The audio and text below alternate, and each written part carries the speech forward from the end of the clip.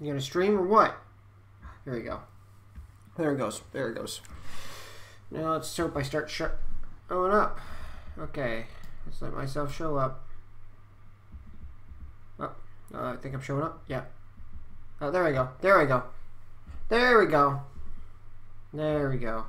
Now you can see me. Okay. I'm supposed to start this 15 minutes ago. Yeah, this is really, really pain in the ass. Okay. Well, hopefully you guys will start to show up soon.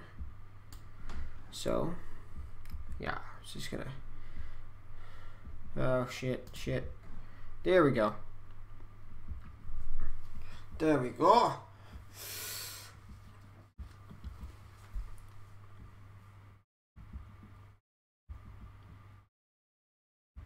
Just gonna wait a little bit before we start the story. Wait, that's not what I meant to do. I meant to do that.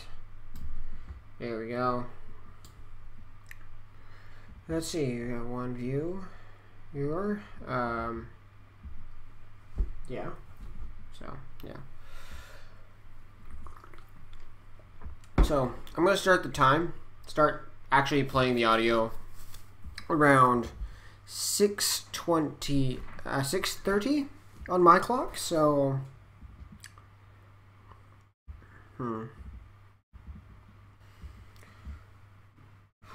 So, everyone, how is everyone doing? I guess, that's the best way I can ask. How is everyone doing? We're not, starting just yet. Well...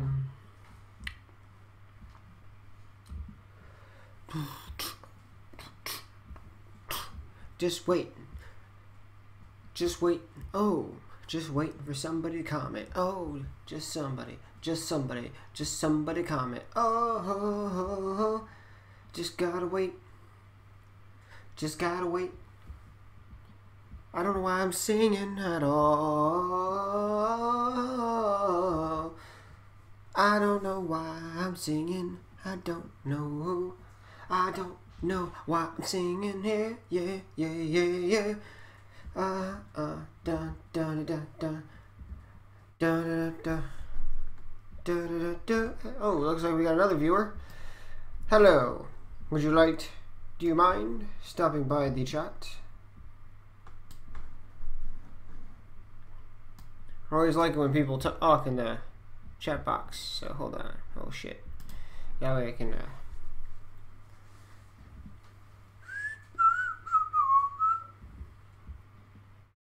Got a comment?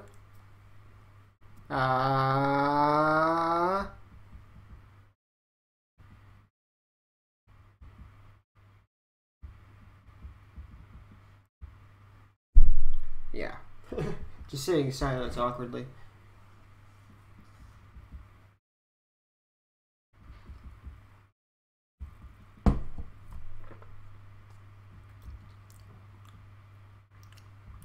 Eric Toes, hello. Everett Toes. That's how you say it? I don't know how to say it. Hey, are you making noises? Yes, I am, actually. I was singing uncontrollably for some reason. I got scared. And I don't mean talking, I mean like, were you making actual noises? Yes. Okay. That freaked me out. That was my wife. So, yeah. Well, anyway, let's see, about 2 more minutes, and I will start doing the, going on with the story. So hello, Everett. How you doing? Because you're the first commenter to come in.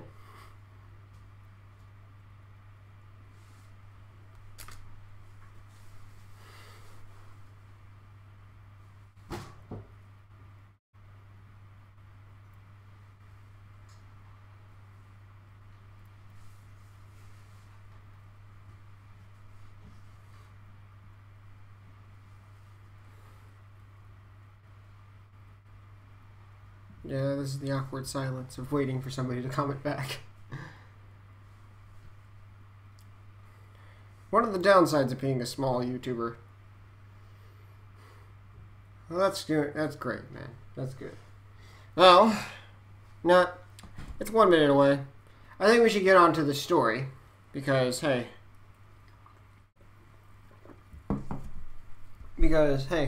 why not? I'm pretty sure everybody's willing to see the second to last episode of the series, so here we go. Faith. We are all called at one time or another to have faith. Faith in the goddesses, or faith in pony kind, as Velvet Remedy was struggling to regain. Or as with Homage, it is faith in heroes, and the value of the good fight.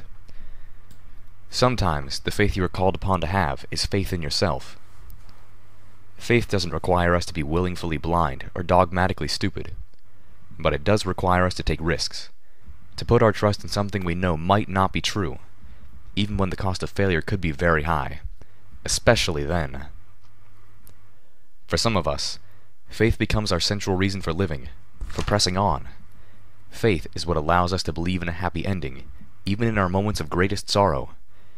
It is what allows us the hope of rescue, even in the most suffocating darkness. And faith, more than anything else, is what the wasteland is ravenous to devour. More than kindness, more than innocence, the wasteland does its best to tear away your ability to believe in anything other than itself.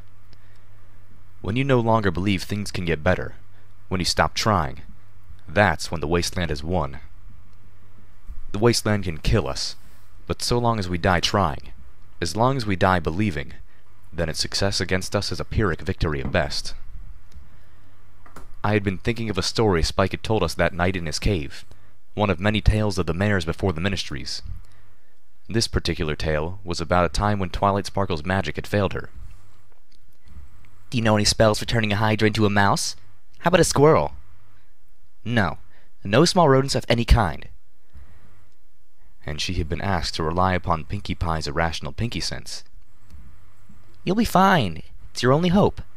You have to take a little leap of faith. I am almost certainly about to die. This is my leap of faith. 2 days ago. It's time to end this. I thumped my forehoof on Zecora's table for emphasis, causing my Sparkle Cola Rad to bounce. The contents of the bottle fizzed brightly. It still had soda from when? Just after Old Appaloosa, wasn't it? Found it in the wreckage of Ditsy Doo's original delivery wagon. Goddesses, that felt like so long ago. Well, I might as well drink it now. I wasn't expecting a lot of opportunities later. It was the wee hours of the morning. When we arrived at Zecora's hut late yesterday evening, Life Blue and Velvet Remedy had done everything they could for Reggie. Fortunately, her wounds only mimicked those caused by magical energy, and through exhaustive work, they had been able to heal her. But the trauma and restoration had taken a great deal out of her. Life Bloom had warned us she needed rest, a lot of it, and wouldn't be in any condition to continue with us for a good while. Right now, she slept in the cot next to Zenith's, the one we'd kept the hellhound on the previous night. Most of us, myself included, had taken the chance to get some sleep. Even Calamity took a nap after tending to a very important hat-recovering mission. The escapees, those who hadn't left on their own, had bedded down outside. The followers of Red Eye on one side of the hut, and every pony else on the other. Several of the ponies from the overcast prison had worked together to dig a grave for the foal who had died in captivity. The child's mother fashioned a remembrance marker by pulling a stone from an ash-clogged stream not far away and wrapping it in vines of softly glowing phantasmal flowers. "I've been waiting for this," Calamity whispered to Velvet Remedy, who turned her surprised expression from me to him. "While ago, Little Pip promised me we'd find a way to make all this death and destruction worth something," he explained as she opened her muzzle to ask. "Little Pip's got a plan." I can't believe you're planning to drink that, the albino hellhound muttered. I still wasn't entirely sure why he was with us, especially now that he could run, or dig, away. I suspected that he was why at least some of the ponies elected to stay outside, not that it would help should he turn hostile. But instead he seemed almost genial, particularly towards Velvet, whose face he nearly severed not 1 day ago. That shiny crud makes a better explosive than a drink, Calamity's ears tilted. It makes it better what now? Never heard. If she don't drink it, I'll show you. Calamity looked about as comfortable and trusting of the newly friendly hellhound as I was. He turned his focus back to me, although he kept casting sidelong glances in the hellhound's direction. You can make bombs out of caps. Little Pip, what are you planning? Velvet Remedy asked, sounding both curious and a little put out that this was the first she knew about this. Calamity quickly whispered assurances to the mare he loved, insisting that I'd been keeping everything hush-hush and that even he didn't know. The Single Pegasus Project, I told my friends, and the assorted strangers in the hut with us. We're going to bring back the sun. Only Calamity looked unsurprised, and there were a fair number of gasps. You're going to bring back the sun? Lifebloom sounded like he couldn't possibly have heard that correctly. Yes. I thumped the table again, the sparkle cola rat hopping farther away. We could see Celestia's sun, feel her warmth again, every pony? I looked at Velvet Remedy. Something you said a while ago really struck me, I told her. You said that you can't really stop something bad until you take away its reason for existing. I watched as she sat down and slowly called on that memory of being in Calamity's embrace, breaking down after the horror we stumbled upon at Fluttershy's cottage. The Enclave exists because of that cloud curtain. That's the source of their control, through a stranglehold on crops and information. Without it, the Enclave would cease to exist. I knew that was hardly going to be an immediate effect, and so did they. Open up the sky, and they won't be able to stop all the Pegasi who look down, and then decide to buck off the government who has lied to them, I proclaimed. Open the sky, and they no longer have a reason to slaughter ponies out of fear that one of us might remove their precious clouds. Open the sky, Velvet interrupted cautiously. And the Pegasi will starve. We can't do that. I paused, then nodded slowly. I know, and we won't. I smiled as I looked at my friends, a smile that hid the chill in my heart. That's what makes us different than Red-Eye. Well, one of the great many things, anyhow. Red-Eye would have just blasted the cloud curtain away. We need to get in, analyze the situation, and trigger a cloud sweep from as many of the towers as we can without causing famine. For how long? Calamity asked, clearly concerned. The Enclave's kept population down so that every pony can eat comfortably on what they can provide, plus food to stockpile. You cut the farmland in half, and they'll be able to make that up from stockpiles for maybe a year. Then you got a crisis. They ain't ready to live on scraps like we do down here. Y'all have ponies starving to death while others hoard. Pegasi raiding parties taking what they can from the towns below. Calamity shook his head. I tell you, if we do this, it's going to be a bloody mess. Maybe for just a little while, I admitted, but I assured him. I know a way to fix that. I just can't talk about that part of it just yet. But I'll tell you tomorrow. We've got to meet with some people first. Calamity leveled a prolonged stare at me. Then his expression brightened. That's my girl. Velvet Remedy cleared her throat, and Calamity jumped to rephrase. Not my girl, my girl. I mean, not like, my mare. I just meant... Then he caught her snicker and shut up, blushing. Lifebloom was still wrapping his mind around what I'd said. You're going to give us back the sun. Not just me. I smiled at the buck. I'm going to need all the help I can get. When Homage started calling you the Lightbringer, did she know? He asked, the question driving a wedge of pain in my heart. Now I understand that name. For a moment, I couldn't speak. I could only shake my head. Two problems, little Pip, Calamity stated. First, you can't get in. And second, you can't even get in to get in. Not only is the SPP Central Hub shielded by the grandmother of all Alicorn shields, something that no pony's ever been able to breach, but it's surrounded by the Enclave's Navarro military base, and that's shielded by the Blue Dome. The Blue Dome? Calamity sighed. Remember when the Enclave captured us and had us in those blue energy cages? He asked, prodding my memory. The first thing I remembered was Ditzy-Doo's prodding of the field. Zap. Ow. And I had to prevent myself from snickering. The Enclave erected a huge protective dome, just like that, all over Navarro. He glanced toward the sleeping form of Reggie. Keeps out rogue griffins and the like. Now, you got a plan to get through those? Calamity queried. Stealth mission? Velvet Remedy asked warily. Actually, I admitted, I was thinking something closer to a direct attack. Dead, stunned silence, broken first by the Hellhound. And you let her make the plans?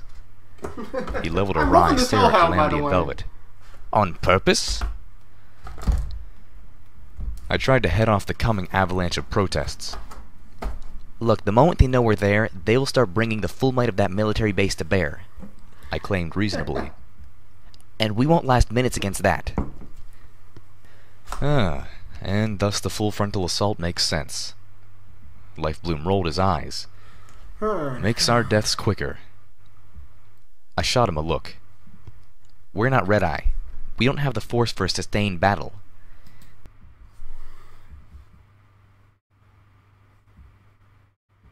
Little Pip, everyone thinks your plans are crazy, but they fucking work. The way I see it, we have two options. Either we pull off the most flawless stealth mission ever. I could see in their expressions how likely they all believed that wasn't. Or we pull a smash and grab that gets us to our objective before they know what's hit them. A surgical strike, Calamity suggested, pondering. I suppose it could work, assuming you can find a way past the two shields. I nodded eagerly, looking to the others. So, who's in? She tells us without even telling us half the plan, Calamity snarked, exchanging amused looks with Velvet Remedy. Smiling back to me, he proclaimed, We are, of course, with you. Well, I'm not. The albino cyber hellhound growled slightly. Attacking a winged pony base in the clouds? That's a long way to fall. I flinched. I stared at the hellhound, and he returned my gaze, his eyes boring into me for a moment. He knew. Still, I know someone who might be able to help you, he offered reluctantly. If the winged ponies ain't killed her yet, he added. And you can rescue hellhounds as good as you rescue ponies. I wasn't sure if he was challenging my skill or my willingness. Who? Fluffykins, he said. She was a warclaw, one of our fiercest, used to run the biggest pack in old Olney, before your enclave snatched her up. The albino shrugged. Long time ago, before they came with their magic noises. A test subject, Calamity concluded, for the Enclave's behavior control experiments. Most likely she's dead, but if not, you let her loose, and she'll take care of any Pegasi she can find. As an afterthought, he told Calamity, Don't be one of them. Fluffykins, huh? Reggie chuckled groggily, surprising all of us. I had no idea when the adolescent griffin had slipped out of sleep. Scared of the Enclave. She looked blearily at all of us.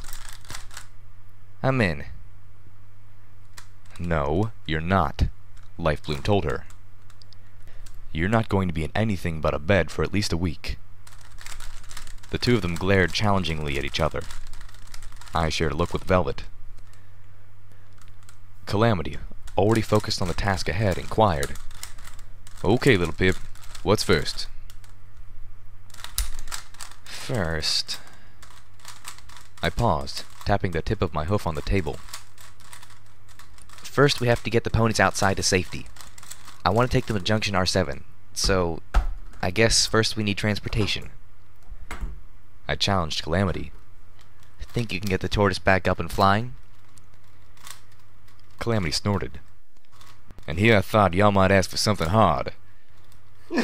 He turned and nodded towards the Cocky wing asshole. Velvet had bound in a cast.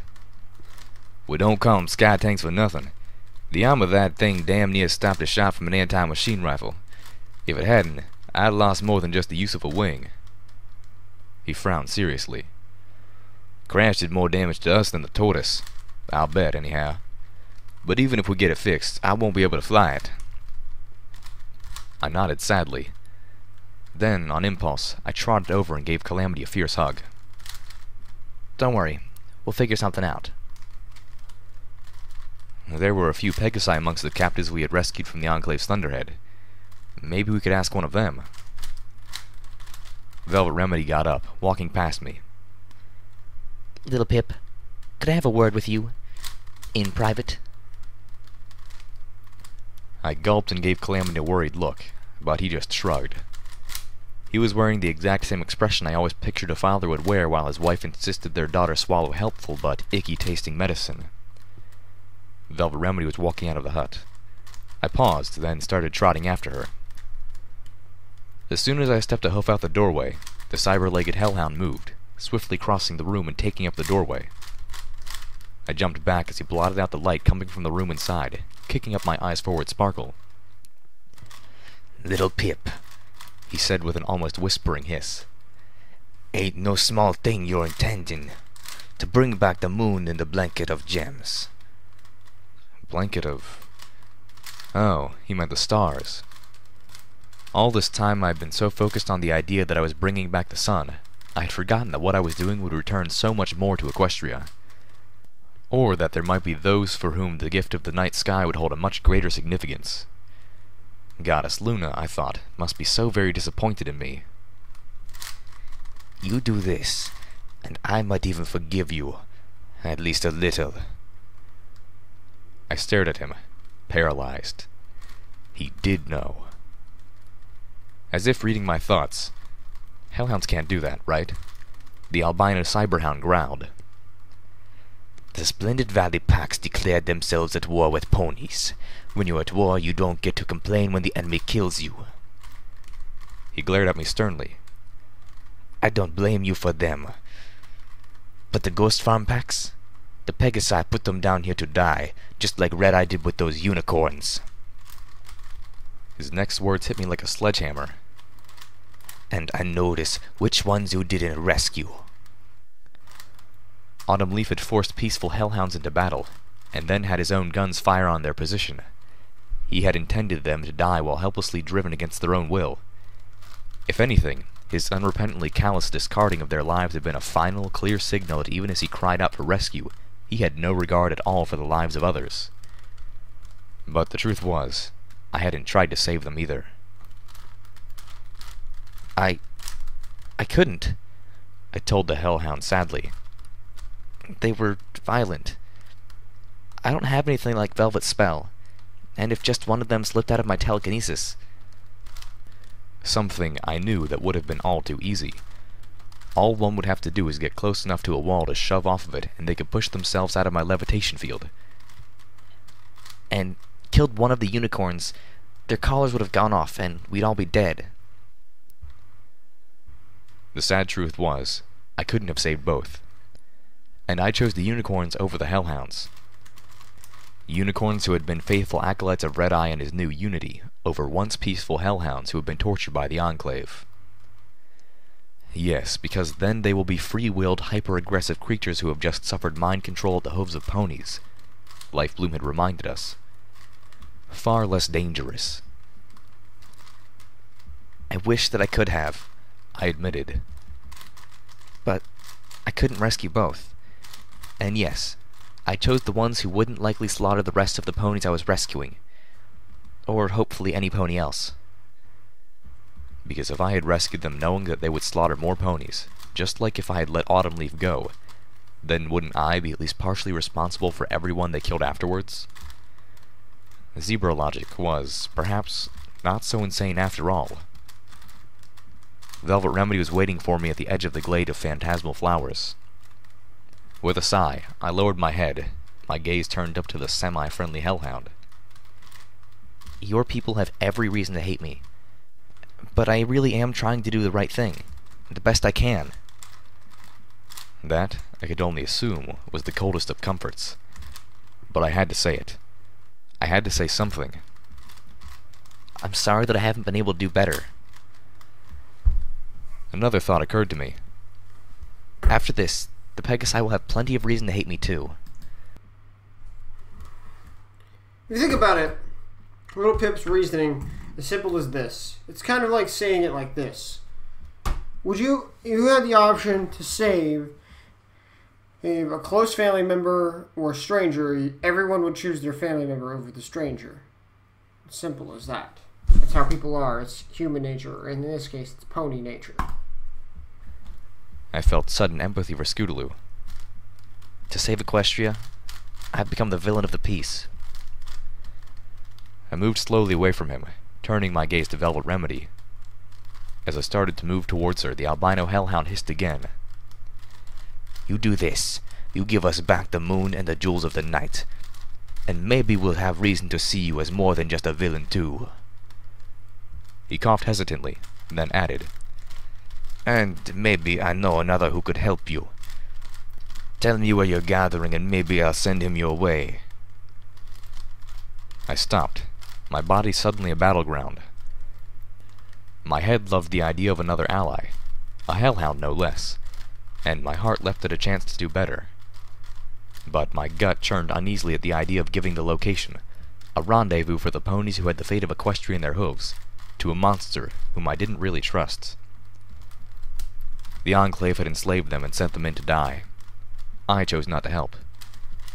And all this after Splendid Valley, the long history of that place, and the way I had written its final chapter.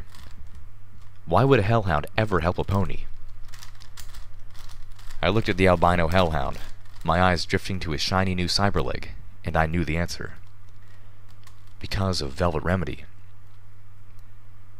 I wasn't quite willing to trust him, but I was going to give him a chance.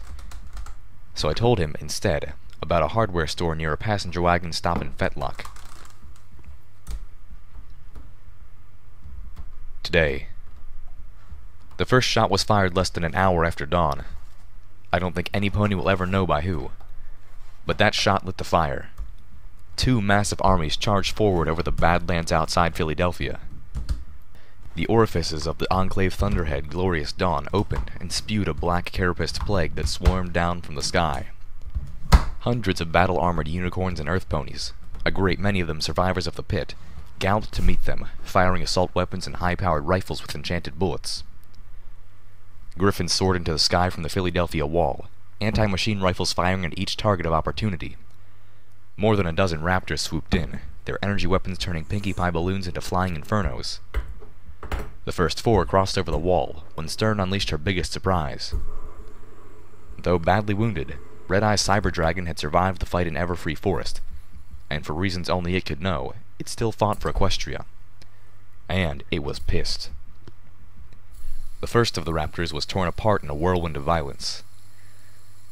The sound of heavy, cruel thunder drummed the earth as the glorious dawn descended into the fray. 2 days ago. Calamity's under the impression that you killed his brother, Velvet told me directly. I need to know. Did you? Should I lie? Would that spare my friends pain? No. I'd been down that road before. Lying to my friends, especially Velvet, tended to turn out badly. Yes.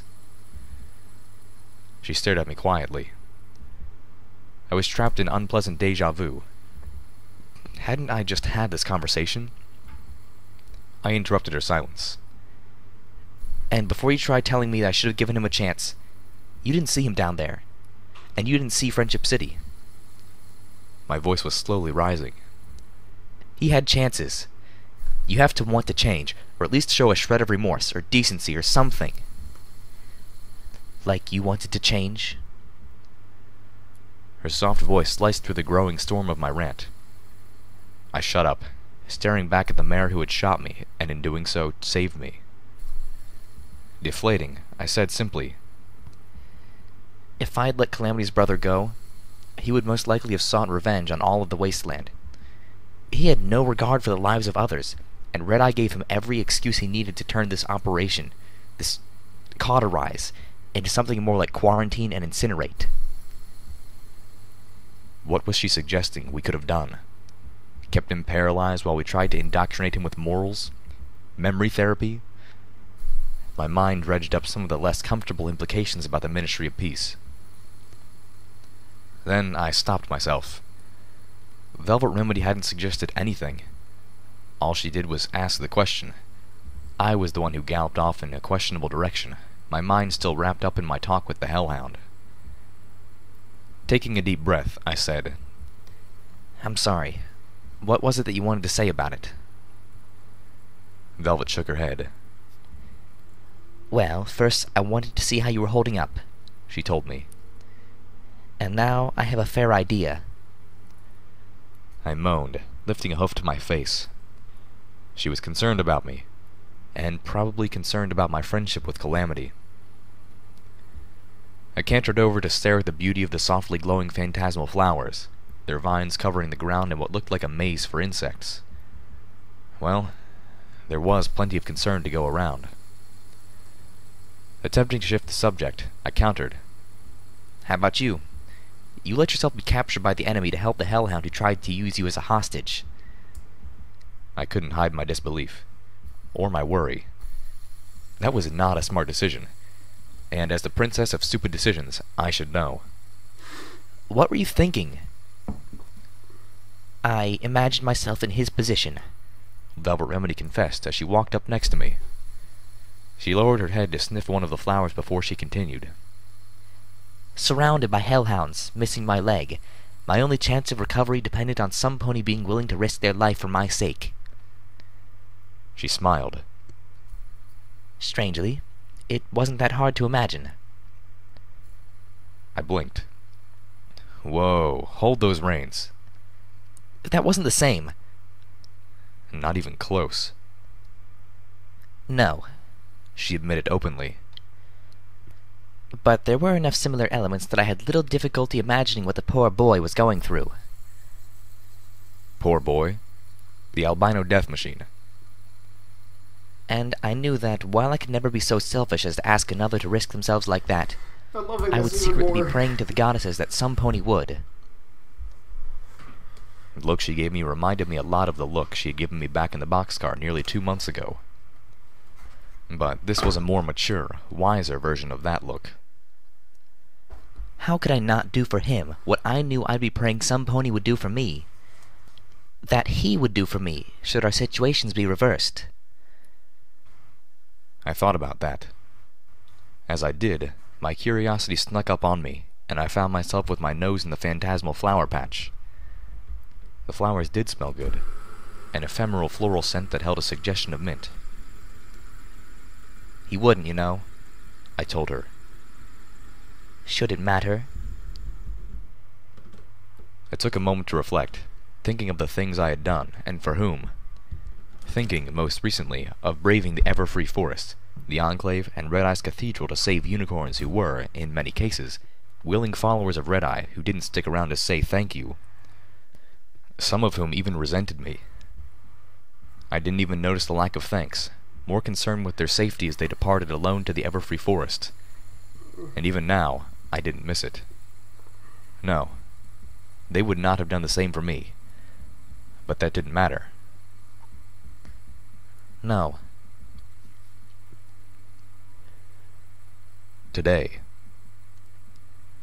"This is boring," Reggie complained as she turned and plowed into another bank of clouds, driving it back. Below, a maze-like swath of gray appeared, a small glimpse of the ruins of Manhattan. "There's an actual battle going on down there." "Just keep at it," Gaudina ordered. "These clouds won't clear themselves." It was proving harder than she had expected. The cloud curtain kept trying to seal the gaps, filling in almost as quickly as they tore apart. "Blackwing, Butcher, watch your flanks. You got a black drift moving in." To make it worse, many of the clouds were charged. A thunderstorm had been building over Manhattan last night. Reggie turned again, slicing into a thicker cloud with her right wing, attempting to cut it down into a more manageable bundle. She yelped as the cloud zapped her, making her feathers flare out awkwardly, smoke curling from the edges of her wing. Ow, damn it! The 6 Pegasi Enclave patrol seemed to come from nowhere. Brightly colored beams of pink and green lanced through the air, 2 of them striking Gaudina in the breast of her armor. Mom! Reggie cried out in alarm, pulling out her twin Calamity guns and returning fire. I'm fine. Gaudina called back, drawing her tri-barreled magical energy shotgun as she dove behind a cloud bank. 3 of the black-armored Pegasi kept firing. The clouds were good for obfuscation, but made for useless cover. Their concentrated fire quickly vaporized the clouds. God wasn't there. The Pegasi swung around, alerted by their EFS compasses as God burst up through the clouds behind them. It saved 2 of them. God unloaded all 3 barrels into the breast of the 3rd, burning through his armor and into his heart. A crack of thunder tore the air, and a second Pegasus was ripped apart, severed limbs spinning off, the clouds misted with red. Say hello to little Gilda, Butcher whooped. The remaining Pegasus on God backed up, firing rapid blasts of blue and gold from the multi-gem minigun in her armor. God grunted with effort, forcing her body to move more quickly than it wanted to. 3 of the strikes tore along her left leg, igniting her body in pain. She swept the magical shotgun around to fire again. One of the other Pegasi dived in at Reggie. She brought up her guns, but he was too fast, spinning and bucking her in the face as he fired twin beams of pink at Butcher. One of the beams struck the Talon heavy gunner squarely, and Butcher dissolved into pink ash, little Gilda tumbling down through the closing hole in the clouds and disappearing from sight. Fuck!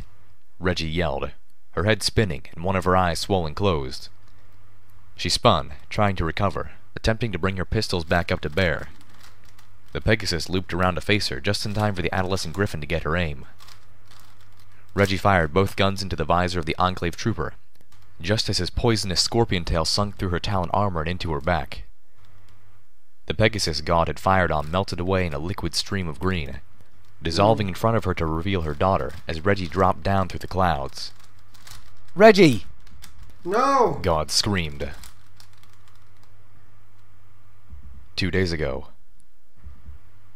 We'd just started back towards Zikora's hut when the alicorns appeared. Leading them was a midnight blue alicorn with a flowing silky mane of very light blues, like frost, that reminded me distinctly of Trixie. I had dropped into a battle stance, ready to try to dodge lightning bolts, little Macintosh out of its sheath. Velvet Remedy stepped forward, horn aimed. What do you all want? Damn it, we did not need this. I'd have to draw them into the forest, away from the hut and the ponies we had rescued. Couldn't risk having any of them caught in the crossfire. Why the hell did this have to happen today? You, the pretty-maned alicorn informed Velvet Remedy. Oh, hells no, I thought fiercely. We wish to continue, to make more of us, the alicorn continued. No more Red Eye, no more Black Book. You will fix this. You want to procreate, Velvet said slowly. It was beginning to dawn on me that the alicorns were acting non-aggressively. I felt a little stunned. They're horny, okay? But you have no mates. Pointing out the obvious there, Velvet. That's the problem. You will fix this. The other alicorns echoed the statement in a rather eerie chorus. I'm not sure we can help, I said. After all the trouble I'd gone through to eliminate the Black Book and Red Eye's Apotheosis project, I didn't want to see an attempt to resurrect either. Not you, the lead alicorn said sharply, the others behind her neighing. We know you. You are the destroyer. We do not seek your aid. I wasn't sure if I felt more relieved or offended. Mostly, though, I just felt protective of Velvet, my friend, whom they were clearly targeting. Velvet Remedy stared at them, slowly cocking her head, her ears swiveling. Why me? We remember your compassionate Maripony. The oddly maned blue enlightened her. You are the one who helps. What? We bring you the memories so that you may fix this, the alicorn stated, her horn glowing a frosty blue. I only now noticed that she wore a satchel, old and grotesquely stained. Her horn's glow was echoed by one surrounding the satchel as she opened it and levitated out a pip-buck and what looked like a bundle of gore-encrusted wires and odd attachments, including a mechanical eye. Velvet Remedy gasped, taking an involuntary step back as the alicorn floated them towards her. So, I said slowly, realizing what I was seeing. Something of Red-Eye survived after all. Red-Eye had been dying when he fell into that vat, yes. But he wasn't dead yet. And who knew how long the Cyber Pony's enhancements would prolong the dying process? And this was Red-Eye. Of course he had an escape plan. And I had given plenty of time before the Star Blaster bomb went off. Not that it did him much good. Those were Red-Eye cybernetics. He had been harvested. I felt sick. We found his corpse in the dragon lair, one of the other alicorns, a purple, claimed. I fought to shove back the bile in my throat. As wicked as Red-Eye was, this was a desecration he didn't deserve. Instead, I tried to latch onto one of the more sterile facts the alicorns were presenting. That made sense. The journal of Dr. Glue mentioned passages beneath the cathedral, and the dragon had to be living somewhere. That would explain how it appeared so suddenly in the middle of the battle, and why Dr. Glue's request to use the tunnels to dump the bodies of his victims had received such slow accommodation. He had made it that far, another alicorn explained, before dying of his wounds and from the holy liquid. Velvet was staring at the machines torn out of Red-Eye's head with horror and revulsion. I almost expected her to faint. But when had she ever done that? Memories, the alicorn had said. Red-Eye was recording everything.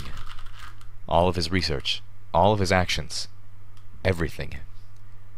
His cybernetics were akin to black opal. The massive storage capacity of the pip-buck could probably store days' worth of his memories. For the rest, he'd need multiple mainframes.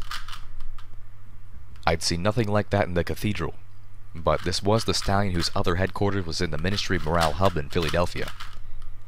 If any building would have the setup to store that much spying. Damn. That explained the sprite bots too. He'd probably used them as relays to transmit his memories back to the Philadelphia hub. I'd guessed before that he must know the real function of these robots, but I had never envisioned them being utilized like that. Velvet Remedy squeezed her eyes shut and shook her head forcibly. No. A small blob of meaty red dripped off of one of the wires. The alicorns whinnied and stomped. Out of the corner of my eye, I saw Calamity fly up, battle saddle on. Life Bloom was galloping behind him. Velvet turned a softer gaze to them. I mean, yes, she told them gently. I will help you, but not like this. There is another way? The frost-maned alicorn asked, her voice surprised. There has to be, Velvet Remedy assured her, reaching up a hoof to touch the alicorn's face. And together, we will find it. Calamity landed, his eyes darting between Velvet Remedy and the alicorns. Leaning close to me, he whispered loudly, So, they ain't gonna attack us? I really had no words. The alicorn heard him, not that doing so was much of a feat, and she shifted her gaze towards him, as did half the others. I'm seriously, I feel so. We have I'm learned, still. She admonished Calamity. Siding with those who oppose the Destroyer and her friends leads to failure. I blinked. My own previous thoughts about the alicorns resurfaced in my mind. They never fell for the same trap twice.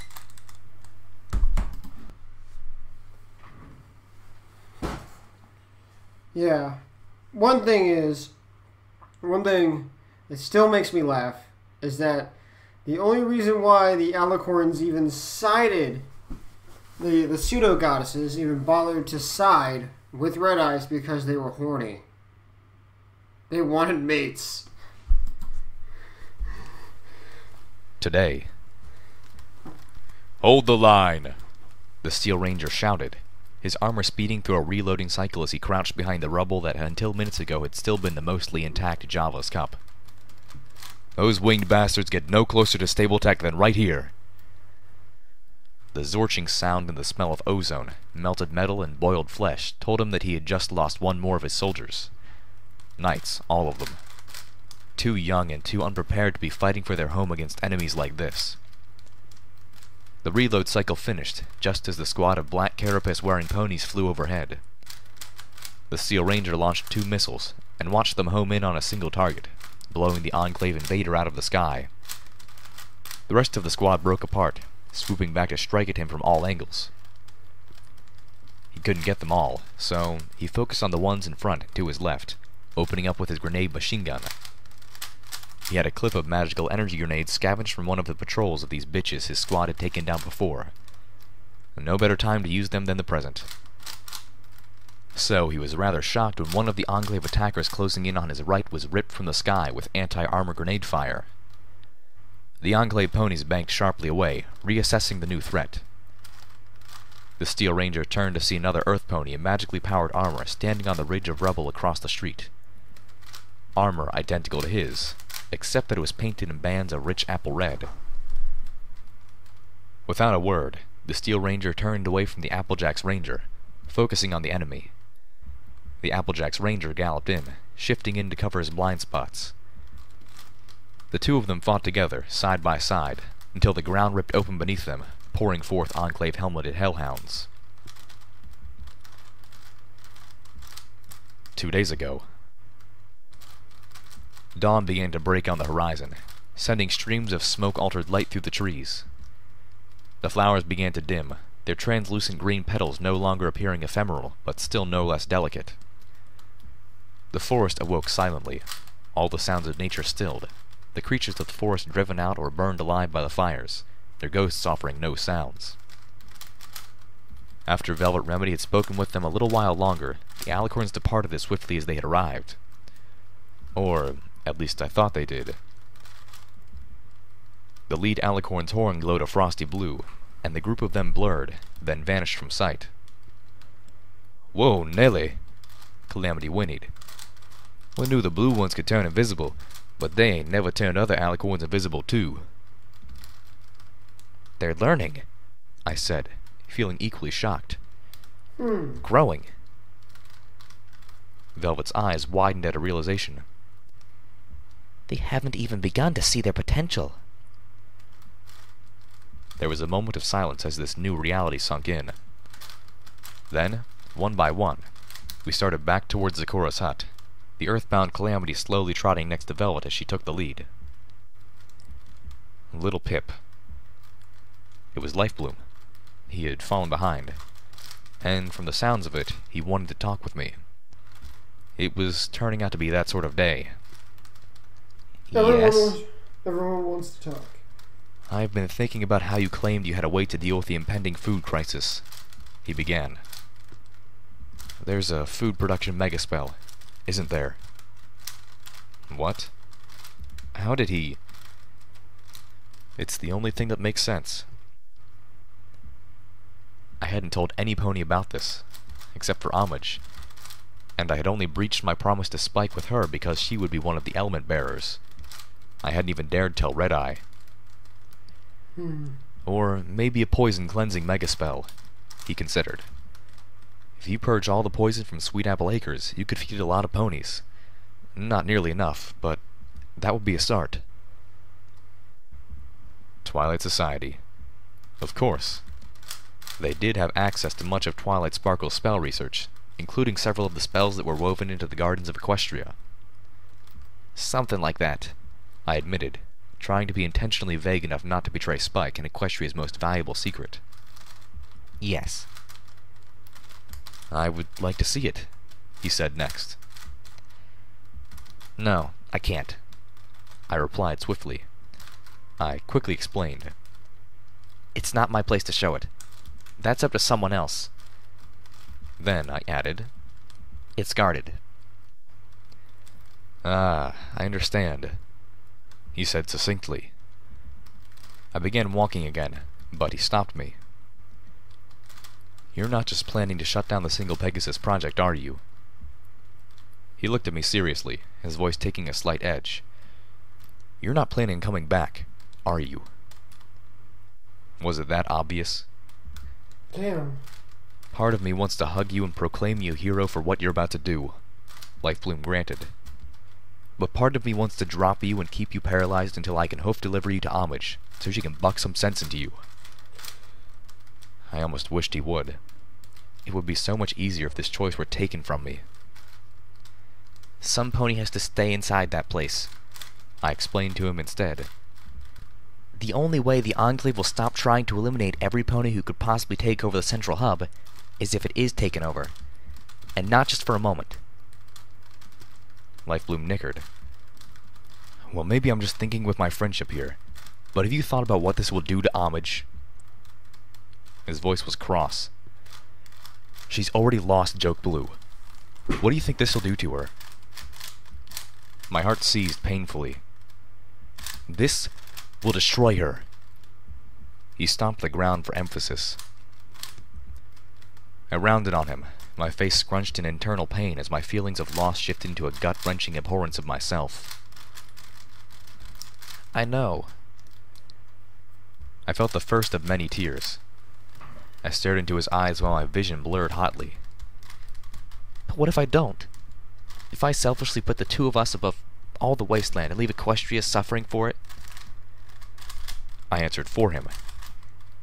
She'll lose her faith in heroes, maybe even the good fight itself, and she'll blame herself for it. Lifebloom looked stricken. I'm not going to betray her cause, and the reason she loves me, just to keep her. My words were a knife. That would destroy her too. That would destroy her worse.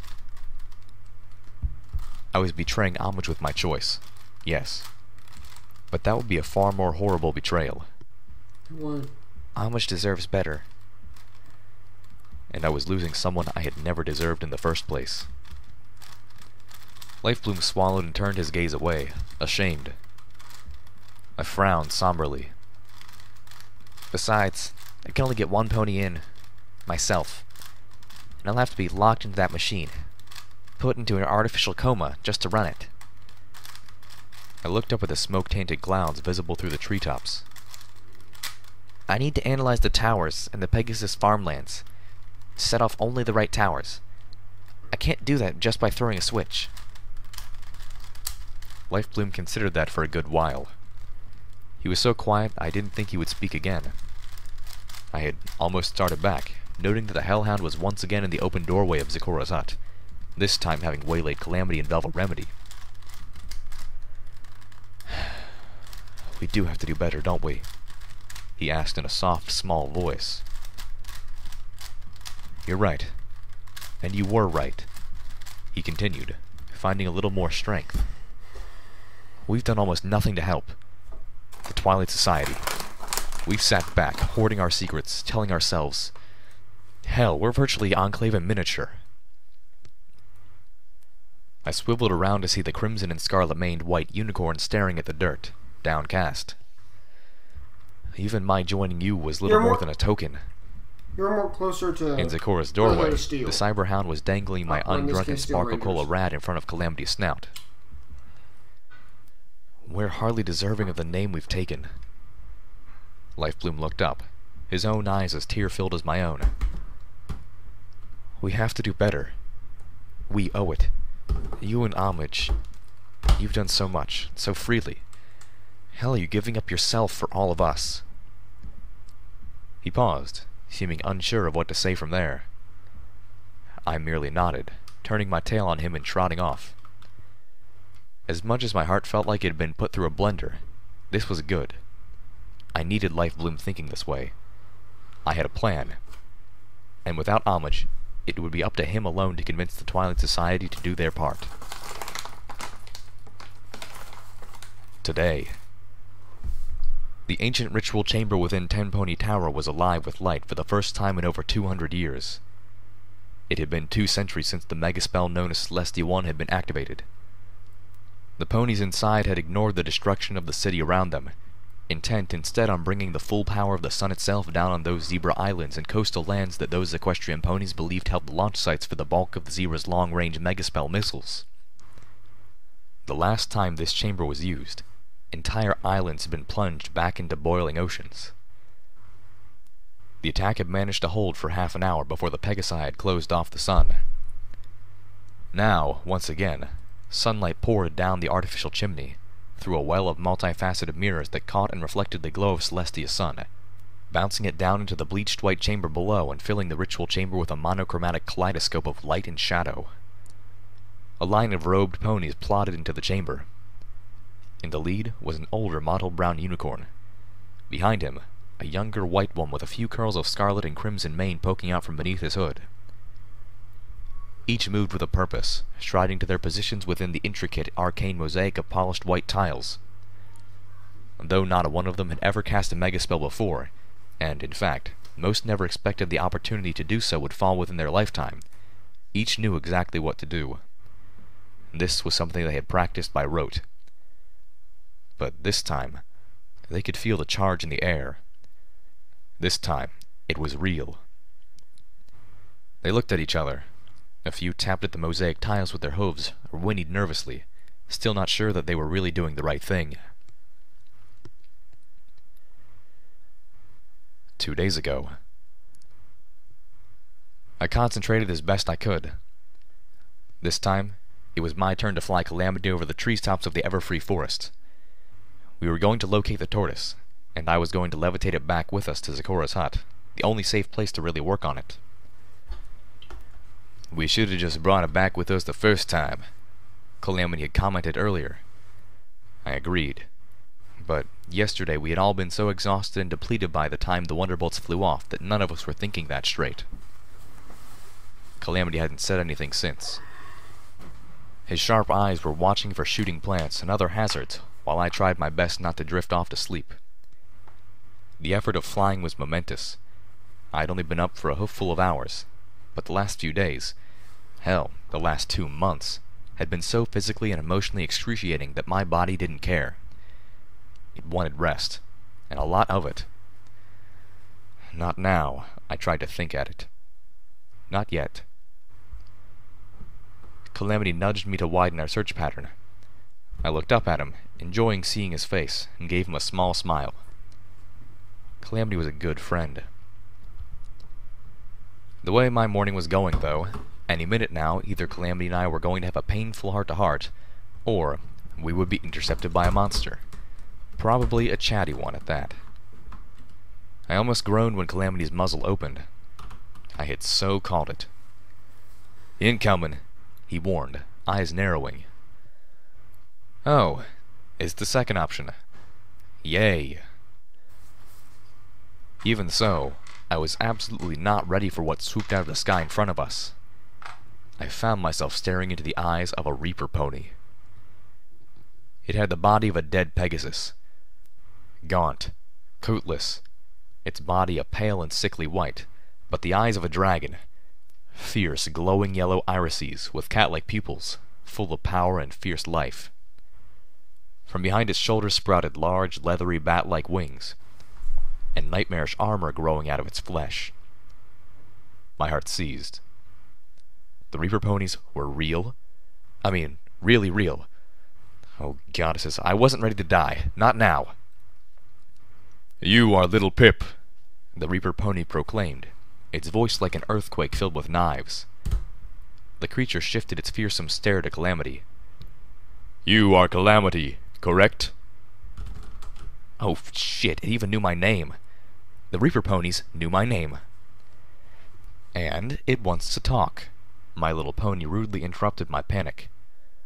So called it. "Y'all must be the demon," Calamity sussed out. "Lionheart," it answered, nearly blasting us back.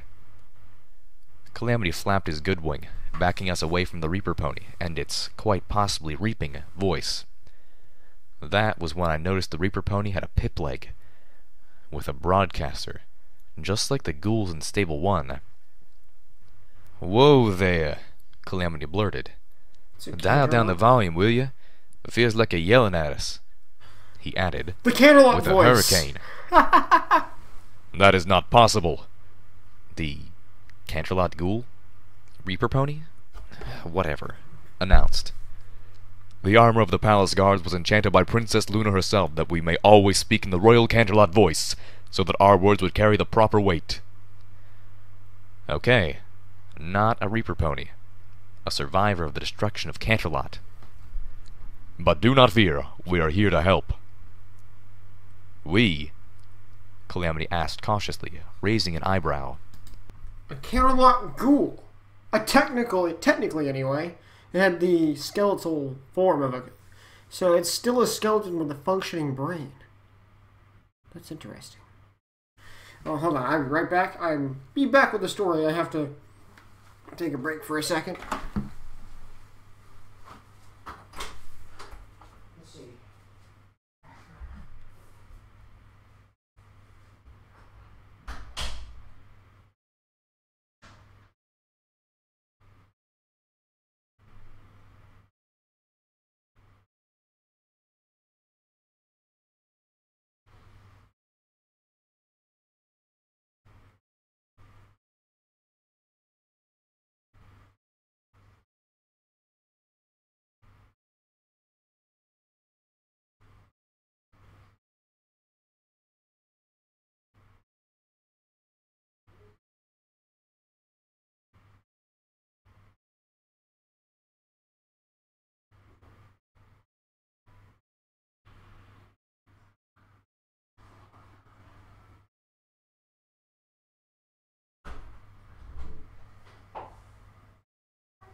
Yeah, I'm good.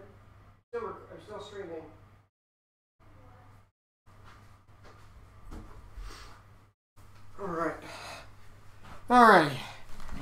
Alrighty, I'm back. Oh, and hey, Zany, yeah, I think that's Zany Benson. I'm doing great, and I just came back from the bathroom break. Oh, I'm doing fine. Apparently, the monster that everybody's talking about is actually a Canterlot ghoul. I shouldn't really be surprised since everything came from Canterlot and was using the broadcaster on the little pip leg. Well, anyway, let's get back with the story. As in, Royal Alicorn Pseudo Goddess we? No! The Canterlot ghoul blasted. We as in we. Pardon, but I ain't following, Calamity told him, looking around for It's a second a Luna battling thing. Canterlot ghoul. Or, for that matter, a second anything. In response, a tiny white field mouse with cute little pink eyes scurried up the Canterlot ghoul's hideous neck armor and perched on his head, squeaking. The little fellow's whiskers wiggled cutely, and for some reason I couldn't fathom, the tiny mouse struck an even deeper note of terror in me than my apparent Reaper pony. The tiny mouse struck an even deeper note of terror in me than the apparent Reaper pony had. Wait a second, my little pony insisted. I should know this. My little pony slammed together bits of memory like a puzzle. His name was Lionheart. I remembered DJ Pony's broadcast after the Enclave attacked Friendship City. A broadcast focused not on the horror and tragedy, but on the heroic response she was seeing all across Equestria. "I have a tale here of two such heroes taking down one of those warships just south of Stalingrad. Left a calling card, Lion and Mouse. Well, tell you what, Lion and Mouse, drop by 10 Pony Tower sometime." The only raptor taken down in a battle I wasn't there to witness. I recalled the rising panic of the communications officer on the Enclave interwarship channel just before it went deadly. "Are you reporting that the monster which downed the Mammatus?" And DJ Pony's latest broadcast, which even as I heard it I realized had been recorded hours, if not whole days before, Homage wasn't going to make it easy for the Enclave to catch her, after all. I interrupt the Enclave's depressing-ass music for a very special broadcast. Today I have with me 2 members of the Wasteland Resistance, none other than the Enclave fighting duo of Lion and Mouse. And I'll be speaking with them about the good fight, the blows they've struck to the Enclave, and what every pony can do to lend a hoof. And finally, Watcher. Homage herself insisted she can't make it, and she told me to tell you she's sending some more allies your way. The allies my mare friend sent me took out the Overcast. Holy hot sex with Celestia. God damn it! The Field Mouse. Calamity. Why does it make me laugh every time? Like the last one was said something about Luna, and I'm like, holy shit. Like, why are you always cursing with these, like, lewd, why do you always curse lewd things? I love it, but seriously. You brought your pet? DJ Pony sent us, the ghoul announced, confirming what I had deduced. As proof, she told me to give you this. Lionheart produced a small, clear plastic bag with a memory orb inside, along with a piece of paper which simply read, Number 8. The mouse snorted just a little, blasting the air with yard-long streams of terrifyingly solid pink. Oh, Calamity muttered. That mouse. It's the dragon! It's the dragon! That's why the mouse put so much fear. It's the pink cloud dragon. It's Spike's mother. Ah! Why did I put the 2 and 2 together? Ah! Today. Aboard the Glorious Dawn, Ensign Fancy Lad adjusted his headset once again, listening to reports from the southern detachment of Raptors. The bombing runs were proving effective in clearing out embedded clusters of enemies, but they were losing an uncomfortable amount of bombing wagons to sniper fire. Goddesses damn them, he muttered. They've seated snipers amongst the slaves. He reached a hoof to a switch beneath one of his terminal monitors. Raptor Nacreus was in perfect position, and otherwise only lightly engaged. He flipped a switch. Senior Officer, this is Ensign Fancy Lad reporting. I suggest we send Raptor Nacreus to purge the slave compounds on South Sector 5. Copy that, the stallion's voice responded. And those were the last words Fancy Lad ever heard. He spent the next 10 seconds spasming as fatal static poured out of his headset, his brain melting out of his ears and nostrils. Likewise, nearly all 30 other members of the Glorious Dawn's communication center collapsed, many of them not even managing to scream. One of them, a mare who had put her headset aside to get a cup of coffee, now galloped for the elevator doors. With each yard, she staggered more painfully, her mind ripping apart from the soft hiss that flowed out of every headset in the room. The mare collapsed, her eyes swimming in pools of blood, less than hoof's reach from the elevator, but no longer able to stand and reach the button. The elevator door slid open anyway, pouring out a thick, blanketing mist of pink, revealing the bat-winged ghoul and his little friend standing just inside.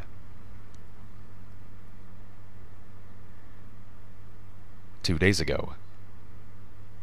Throw 'em at killing joke till one of 'em sticks. Velvet Remedy's eyes were shooting stilettos at the albino hellhound. What? He asked, at least feigning ignorance. Killing joke turned a male hellhound into a female pony. Velvet blinked. Her eyes widened. I could almost see the spark of innovation ignite behind her black pupils. Oh. Oh! She pranced in place. Idea! She sang out, then galloped over to the doorway of Zikora's hut, virtually accosting Calamity and me. Oh, we just need to go back Velvet, your rarity is showing. to Stable 29. She looked at us pleadingly. Can we? Please? Almost timidly, she added, If that's all right, and it won't interfere with your clandestine plans. I nodded, walking through the doorway. Of course we can. After the gushingly thankful look she gave us, I couldn't quite bring myself to tell her we would have to be going there anyways. Greetings. You are Velvet Remedy. Velvet Remedy eeped and backpedaled as Lionheart's imposing figure filled the doorway. Have no fear, we are here to... He was cut off by the pained yelp of the albino hellhound. We turned to see the cyberhound crouching in a corner, his paws clamped over his ears. Maybe you ought to stay outside, Calamity suggested. I suspected it was less for the hellhound's sake than more for ours. Velvet Remedy was already giving the whimpering Cuisinart a poor thing look. I nodded to Lionheart. I wasn't so nearly as concerned about the not-a-reaper pony as I was about the pet he traveled with. She had managed to fill an entire raptor with concentrated pink cloud in the space of less than 2 hours. The little beast could probably kill every pony in the hut with an accidental sneeze. Speaking of clandestine plans, Calamity started. Why don't you just fill us in a little bit about what we're doing? What's this big meeting you got hidden under your, horn? The rust-coated stallion blushed a little. Apparently, it was a Pegasus colloquialism that just didn't apply well to unicorns. I had 2 options. Answer quickly, if only for his sake, or delay by needling him about hiding things under my horn. The latter was so tempting. As I said, I've got a plan, I began. But we can't pull it off alone. The way I figure it, we need the help of 7 of the allies we've made in these last 2 months. 2 of them are currently at Spike's cave, and one of them, Lifebloom, is with us already. The curly-maned white unicorn who had been laying pensively near Zenith's cot looked up at the mention of his name. Back in New Appaloosa, the night after the Sonic Radboom, I asked Watcher to use the sprite bots to contact the others and gather them. I didn't bother mentioning that one of those crucial ponies, my beloved Homage, wasn't going to make it. We're going to be gathering together at the cave in less than a day, and I'll tell you everything else once we're there. Well, almost everything. But there's some things we need to do first. Sorry, Zany, but I think Everett had left a while ago. Spike's cave, huh? Calamity raised an eyebrow high enough to knock back his hat. Good thing we managed to get another pair of wings. He winced as he tried to flap his bound and wounded wing. Enclave tanks ain't designed for Griffin pilots, and we'd never make that distance on hoof. You will be delivered swiftly, came the bellowing voice from outside, the door banging open from the blast. While I served at Her Majesty's pleasure, I would often be called upon to pull her royal chariot. As if that would excuse using a powerful and dangerous ally, a hero in his own right, as nothing more than a chauffeur. That ain't gonna get old, Reggie snarked, rubbing her knuckles against her ears while the hellhound whined pathetically. Calamity mulled the new information over a moment. All right, I'll wait then, he told me, clearly getting a little antsy. We trust you, little Pip. Good, I said sheepishly, because the next step in the plan is to piss off a dragon. Shocked silence, magnified by the soft clank as some pony dropped something. A blinking she said what level kind of silence. Me? To which a small squeak was added. Are you asking me, Zanny? Because if that's the case, I'm loving it. Right now, little Pip is really giving me so much is really giving me so much humor out of this, especially her recent curse.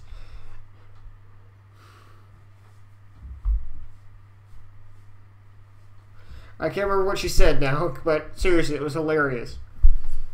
And also, I like how she's making new allies left and right, left and right, left and right. Hey, an albino hellhound. Hey, you have a Kendrelot ghoul armed with the dragon mouse. Else that continuously consumes pink cloud. And, of course, there is... what's the words? I do believe the alicorns were asking for, what? To help procreate? She was... I think about it. The only reason... I will say this again. The only reason they teamed up with Red Eye is so they can have male alicorns. They're horny.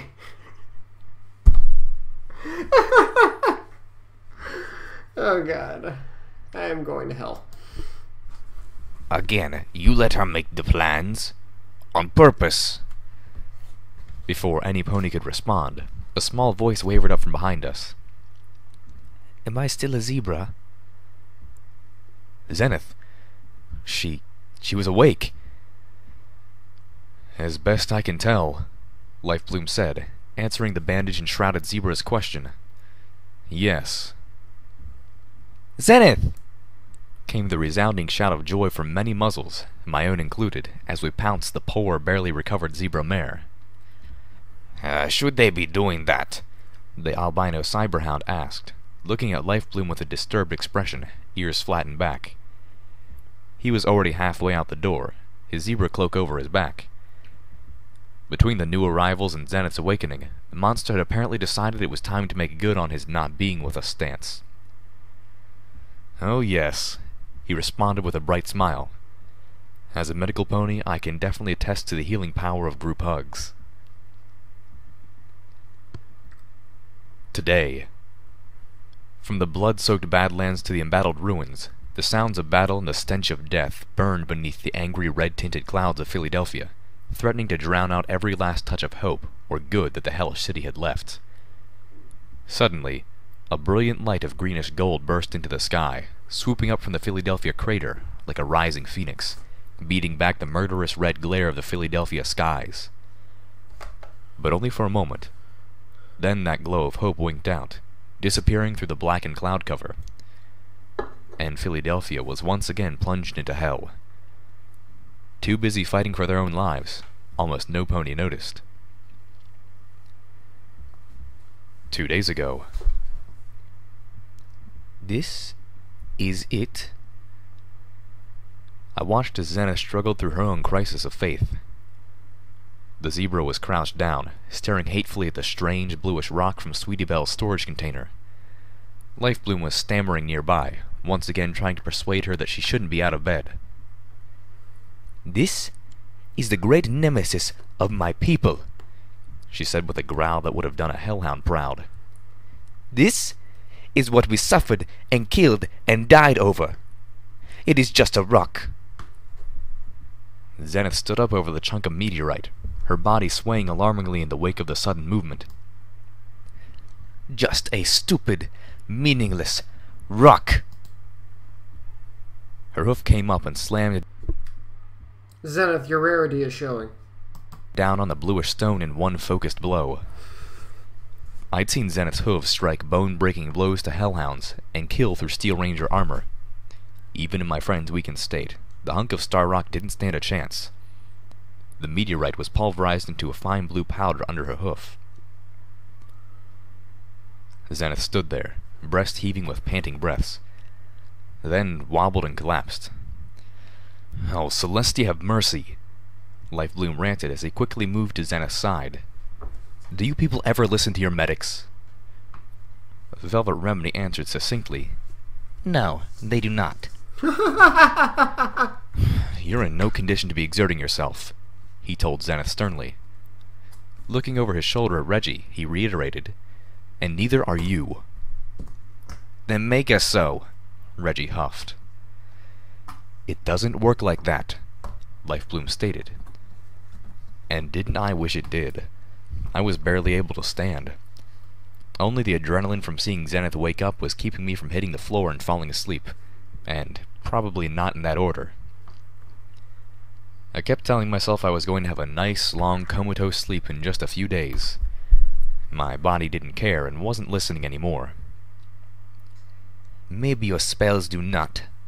Zenith intoned slowly, her richly exotic accent almost hypnotizing to me in my weary state. But there are plenty of herbs and powders here which I could mix for such effects, and more. We looked around. To most of us, Zecoro's hut was full of rubbish. Amongst the shards of pottery and broken glass were numerous bottles, vials, and jars of what, to us, was nothing but preserved weeds and desiccated garbage. But Zenith was seeing more. Much more. This hut. This was clearly once the home of a great zebra alchemist, Zenith informed us. The wonders that these receptacles contain. She trailed off. So, Reggie said hopefully, we're not gonna miss out on the big fight after all, huh? Xanath's gaze fell on me. We will be ready for battle, little one. Just, could you help me stir? She blushed slightly. And stand up. Today. Stern watched from the roof of what had once been Red Eye's office in the Ministry of Morale, as the Cyber Dragon, surrounded by 6 of those damned raptors, finally let out a death wail and fell, twisting in the air as it tumbled back to the earth. Its body crushed the ruined buildings beneath it, a bellowing cloud of dust and rubble washing through the streets. As pure luck would have it, the dragon's tail struck down against one of the raptors, pulverizing the dragon killer's starboard propellers. The dragon had taken one last one of those black horrors with it. Good for you, Stern grunted. The roof access door slammed open behind her. The griffin heard hooves galloping out. What? She asked, her voice filled with measured annoyance at the intrusion. The sleek black griffin turned her white-feathered head towards the source of the bother and stopped when she saw the battered and bleeding zebra in a tattered cloak and haggard saddle pouch.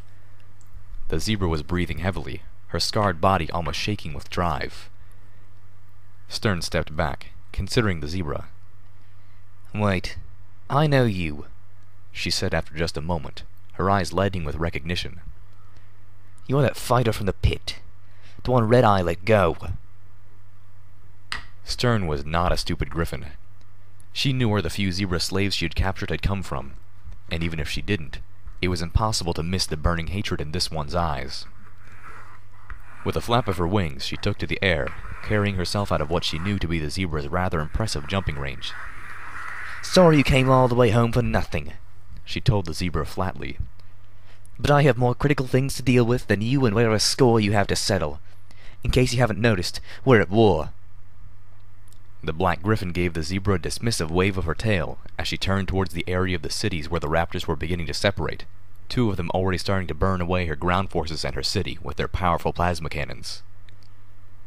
Xanath panted, snorting, as she watched the Talon griffin fly away. Then she craned her neck back, pulling her blood-winged talisman out of the pouch. Xanath tossed the talisman over her head and groaned in momentary pain as she grew wings of her own. 2 days ago. The day seemed to pass in a montage. I slipped in and out of sleep several times, mostly in transit aboard the Tortoise. Xanath had spent hours working on brews, most of which she had administered to herself or to Reggie, although one had been given to Calamity to help strengthen his healing wing. A couple of those brews, I knew from experience, were not merely of the healing sort. Once Xanath and Reggie were fit to travel, we began to move. I barely remember Tempony, and I have only the haziest recollection of delivering the refugees to Junction R7, save for one stark moment of clarity when I spotted our overmare there. She was delivering the first of Stable 2's apple orchard to Shattered Hoof. Something, I thought happily, that was going according to design. I had high hopes for the future of this place. But my longest period of wakefulness started when Lionheart touched the Tortoise down in fetlock. "This is where you wish to be? Are you certain?" The Canterlite Ghoul's voice echoed painfully inside the sky tank. "I see nothing here but rubble." "That's 'cause the real fun's underground," Calamity retorted, rubbing his ears. "And, ow." "Sorry," Lionheart bellowed, not helping in the slightest. Velvet Remedy and I quickly disembarked. It could have been worse. I had been concerned about taking a ride with Mouse. She may no longer be a gigantic, terrible, teeth-gnashing, sharp-scaled, horned, pink cloud-snoring, Kadita pony and one-bite dragon, but she was still one of the most dangerous creatures in the Equestrian wasteland. And possibly, in a way, even more so than before now that she was no longer confined to the royal treasury, trapped inside to a fused hoard of gold, gems, and valuables. From what little I had gleaned from Lionheart, Mouse had survived the crumble and fall of Canterlot just by being that tough. As if the transformation hadn't somehow taken all that ancient draconic resilience and compacted it down into this new, and admittedly cute, form. And that was not what the spell was supposed to do. But then, dragons had magic of their own. When I had put voice to those concerns, the former royal guard had responded by producing what I had first mistook for a giant pink marble. On closer inspection, I had seen that the glass sphere had once been some sort of pet ball, the glass surface having warped so badly from the concentrated pink cloud inside that it had become completely sealed. How does she get in and out? How does she breathe? Velvet wondered, aghast. She quickly checked herself. Of course, she doesn't have to, does she? She would be the ultimate Canterlot ghoul, I suppose. The gaunt reaper like Pegasus had nodded to her, answering me cryptically. Dragon magic. I went out on a limb and guessed he didn't know either. Velvet Remedy and I trotted carefully through the bleak rubble of Fletlock. I'd like to know how it got in the bowl. I had my EFS up, but my compass wasn't showing any hostiles. It wasn't showing any life at all. A cold wind stirred up flakes of ash and debris. In all directions lay ruins which were once bright, happy homes for pony families. As we neared the waiting station for Sky Bandit stages, my eyes caught black writing on a freestanding wall, centuries-old graffiti. Every pony is gone. I was moored in place by the overwhelming desolation of the equestrian wasteland. My reverie was broken by the sound of pony hole cover scraping against asphalt as Velvet Remedy shifted it open with a hoof. She glanced at me sheepishly, probably realizing that would have been a better job for her horn, and then vanished into the darkness below. I moved forward to follow her, but my ears caught a sound. A touch of conversation. Cautiously, I moved towards the shelter where I had fought my first manticore. As I neared, lights winked into existence on my compass, and the voices became clearer. I breathed a sigh of relief as none of the new lights appeared hostile. Even got a fresh supply of dash straight from the angels, I heard a stallion saying. Just tell me what you need. The good doctor's got your fix. Replied a grizzled voice. You're selling sticks. I don't need sticks, especially sticks from a pony. No, the stallion repeated, skillfully hiding any hint of exasperation. Fix. I've got your fix. Drugs, my good doggy, drugs. Rounding the corner, my eyes lighted on a pony dressed in what had once been high society attire, probably from Ten Pony Tower, before it had become so well-traveled. He was accompanied by a Brahmin and a griffin, the latter wearing talon armor with an unfamiliar insignia, neither God's nor Stern's company, and carrying a rocket launcher over her back. The customer that the stallion was attempting to engage in conversation was a heavily grayed elderly hellhound holding a brush gun modified with a scope. The hellhound was crouched down, staring closely at the pony, a look of confusion on his face. You got rugs. How you gonna stop they winged ponies with rugs? The hellhound barked. Are they flying rugs? I cleared my throat. The stallion shifted an eye towards me, unwilling to fully turn his head away from the dangerous monster he was trying to sell to. A look of relief crossed his face. Doc Hoof at your service. He smiled nervously, taking a slight step back from the hellhound. Don't mind this fellow, he added, not wanting to provoke or shoot his customer. He seems genial enough, but I do believe he's hard of hearing. And Barking saw. Our albino friend had indeed sent someone who might be interested in helping us. The hellhound who had seen the Enclave enslave the whole town. The deaf and senile one. Yay? Turning to Doc Hoof, I asked, Do you have any healing potions or bandages? Medical supplies. I might as well do something useful with the bottle cap I still had to my name. Yes, the stallion whinnied proudly. Ever since that remedy last invested, I've been able to procure quite the stock. Wait, what? Velvet? When? I shook my brain, but the only time I could come up with was while I was behind the wall in Philadelphia. My little pony chided that I shouldn't be surprised. It wasn't as if my friends just stood around idly when I wasn't with them. Let's just see what the good doctor has in his magic bag, shall we? What he had was impressive. Today, God stood on the dark gray cloud and stared into the quickly closing hole of her Manhattan, favoring her wounded hind leg.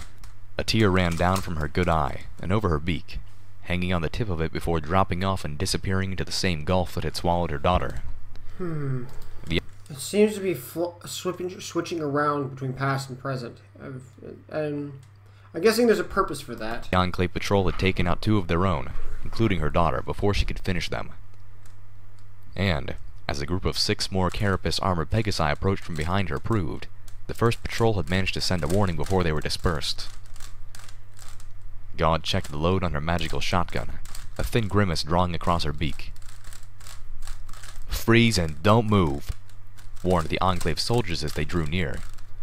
"One wrong swish of your tails, and both of you are ash." God traded a sidelong glance at Blackwing. The other Griffin gave a slight smile that said all she needed to say. The 2 Griffins swung around, aiming their weapons as the sky erupted in deafening thunder. "Yeehaw!" Reggie roared, as 3 of the 6 Enclave soldiers were obliterated by the sheer force of little Gilda. God blinked in disbelief, then recovered, just a feather's breadth faster than the remaining Enclave Pegasi did. Her shotgun vaporized one of them. Blackwing struck down the second, but not before a beam of light struck out, hitting her left wing and dissolving 2/3 of it. God swooped to catch the crippled Griffin, as Reggie annihilated the last Pegasus with the supergun. "Blackwing!" she called out, dashing forward. "Hold on, I got healing potions." "Where the Griffin asked, trying to focus. "Where the hell did you come from?" That poison, he knew, should have killed her, or at least paralyzed her. The fall would have done the rest. "What?"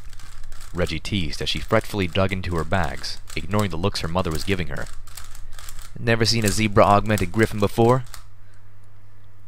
Gaudina wasn't sure if she wanted to hug Regina or give her backside a thrashing. "Now don't you dare pass out on me," Reggie told Blackwing as she poured the healing liquid into the griffin's beak. "We still got some clouds to clear." 2 days ago. "I know it's not going to be as simple as turning a rock into a top hat," Velvet was telling Elder Crossroads as I finally joined them in the bowels of Stable 29. "But I'm sure it's possible." In the time it took to sound out Barkinsaw and determine that the Hellhound actually was a potential ally, a process which started by having to explain to him that I was the pony he was looking for, not Doc Hoof, Velvet Remedy had talked her way into the Applejacks Rangers headquarters, gaining an audience with their elder and pitching her request. The new leader of the Applejacks Rangers mulled it over. "Any friend of Steelhooves is a lifelong friend of the Rangers," she began. "We would be honored to lend our hooves, if you were asking any other thing." Velvet Remedy's face scrunched like she had bitten something sour. "But you are asking us to help propagate Equestria's alicorn problem," the brown mare with the cropped yellow mane continued. "You do remember that Steelhooves was known as the mighty alicorn hunter, don't you? There was a reason for that. They are not monsters," Velvet Remedy snapped. "They're victims of the goddess, of Red Eye. And now, when they finally have a chance at freedom and individuality, you're talking like there's some sort of unpleasant infestation that needs to be exterminated." "We need to do better," I commented as I stepped fully into the room, my words echoing those of Lifebloom. My heart shared his sentiments. He saw how much the efforts of the Twilight Society had fallen short, how paltry they seemed. I was seeing my own in a similar light, particularly where the Hellhounds were involved. Seeing Velvet and Crossroads, I sensed we weren't the only 2 due for this awakening. Elder Crossroads looked between Velvet Remedy and me, then compromised. "The research you desire access to really belongs to ex-scribe Rattle," the Elder decided. "Fortunately, he was one of the survivors of the Friendship City massacre. He is still recovering at Ten Pony Tower under the care of Dr. Helpinghoof. If you want access to his experimentation records and studies in transformation magic, You need only obtain his permission. Velvet Remedy found that agreeable. More so, it gave her an excuse to visit the good doctor again. The real good doctor, not the wandering merchant outside selling dash to passerbys. We have secured Buckling Cross as an Applejack's Rangers outpost, Elder Cross whinnied. His research is largely in the mainframe there. If he's willing to help you, have him give you his passwords. We'll see to the rest. The brown mare looked to me. And did you want something as well? Or was this a social call? I steeled myself. I need every Applejack's Ranger you can spare right now. The elder lifted an eyebrow. Battle coming? I nodded. The big one. Today. Zenith hit the gabled rooftop with a bone-cracking thud, skidding down the broken roofing tiles and thumping against the jagged remains of a chimney. Stern landed on the apex of the roof with her hind legs, cradling her shattered firing arm and glaring down at the zebra who had dared challenge her in the air. Zenith had proven every bit the better fighter that she had shown herself to be in the pit. But being a better fighter isn't worth much in Pegasus fighting when you're up against a better flyer. And this zebra used her wings like she'd just grown them. This was a doomed fight from its inception, Stern growled, deciding how best to finish the damn slave. Her preferred method, her anti-machine rifle, was no longer an option as the pain in her arm attested to. The zebra had seen to that. Just who do you think you are? I am no one, Zenith said softly, coughing up blood. Stern's eyes widened. Hadn't this one been a mute? And maybe she was thinking of the wrong zebra. No, that wasn't possible. Then just what made you think you would take me? Stern hissed in disbelief, shifting carefully down the slope of the roof, silhouetted against the boiling red sky of Philadelphia. Because... Zenith coughed again, moaning in pain as she tried to move, tried to get back up. I am not alone. What? Stern managed, eyes widening just before the second zebra appeared overhead, the wind blowing back the hood of her cloak as she drove her hooves into the black griffin's back with spine-shattering force. Do not touch my mother! 2 days ago. Did not expect Sunset that. spread out across the equestrian wasteland like a heavy blanket, the ruddy colors making the cloud curtain glow like a warning light. It looked like the clouds were bleeding. Elder Cross had given us a full dozen Applejack's Rangers and offered us access to their armory. I personally declined the latter. This wasn't a battle we could win with bullets. But I made sure that each of the Rangers was fitted for the fight of a lifetime. Paladin strawberry lemonade? Calamity asked, sounding impressed. Junior Paladin, the mayor answered humbly. But yeah, I'll probably be a full paladin after this. She didn't even know what this was, but that didn't shake the faith in her voice. Her chipper voice became slightly more subdued as she explained. Promotions tend to come quickly in wartime. How is that struggle going, by the way? Velvet Remedy asked demurely. The shootings died down between us and the Steel Rangers. The Enclave invasion sent the Steel Rangers back into their holes. Based on what Crossroads had told me earlier, the Applejack's Rangers, meanwhile, had divided their efforts between helping the rest of the wasteland against the Enclave, fortifying, and licking their own wounds. But I hardly expected the proud young paladin to put it that way. Trottingham's ours, as is Manhattan. Philadelphia is theirs. But it's such a mess right now, why would we want it? Because there are several hundred ponies there in desperate need of your help? Or how about just because it has the Stabletech headquarters in their mainframe? Or how about just because it's the right thing to do? I tactfully didn't mention those out loud. Elder Crossroads had priorities well in hoof. There was no need to rain on the patriotic enthusiasm of the young paladin. Joy now. Grim realities would come soon enough.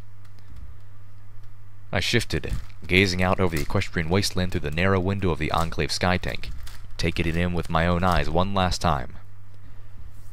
In 2 months, I had seen horrors enough to spawn a lifetime of nightmares, cruelty and despair that could kill the soul. The wasteland was like a corpse, seeming dead and gone, nothing but an empty husk. But still it crawled with these terrible things feeding off of its rotting flesh. Things I had fought, and fought successfully, although all too often at great cost. "I am little Pip," I declared softly, the conversation just between the wasteland and me. "Damaged, but not defeated." I looked for something else to say, but only one thing came from my heart. "You didn't win." A moment later, we burst above the cloud curtain, and the twilight sky opened above us, twinkling with stars. Today, the little light of hope reappeared in the sky above Philadelphia once again, punching down through the clouds of black and red like a shooting star. Streams of poisoned light flowed off the star as it made its descent, pulsing and releasing little flashes of light, each one brighter than the one before it. Kaboom! The little light of hope exploded in a blast brighter than Celestia's sun itself, a ring of sickly colors erupting forth from that center, driving winds before it and tearing the hellish clouds away. Sunlight, pure and clean, poured into the poisoned city of Philadelphia from a brilliant blue sky. The expanding toxic rainbow tore apart the remaining raptors before striking a fatal blow to the already failing glorious dawn.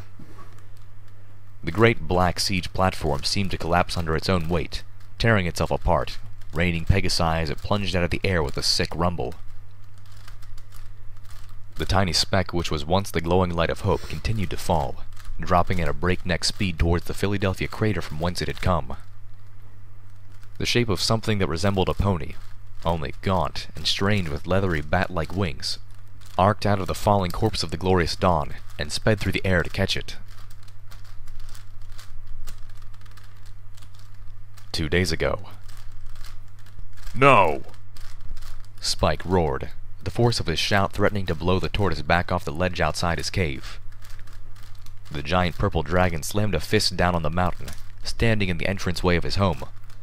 "You know why I don't allow Steel Rangers in my home, and you brought a dozen of them here?" "Piss off a dragon." "Check." "Spike," I said calmly.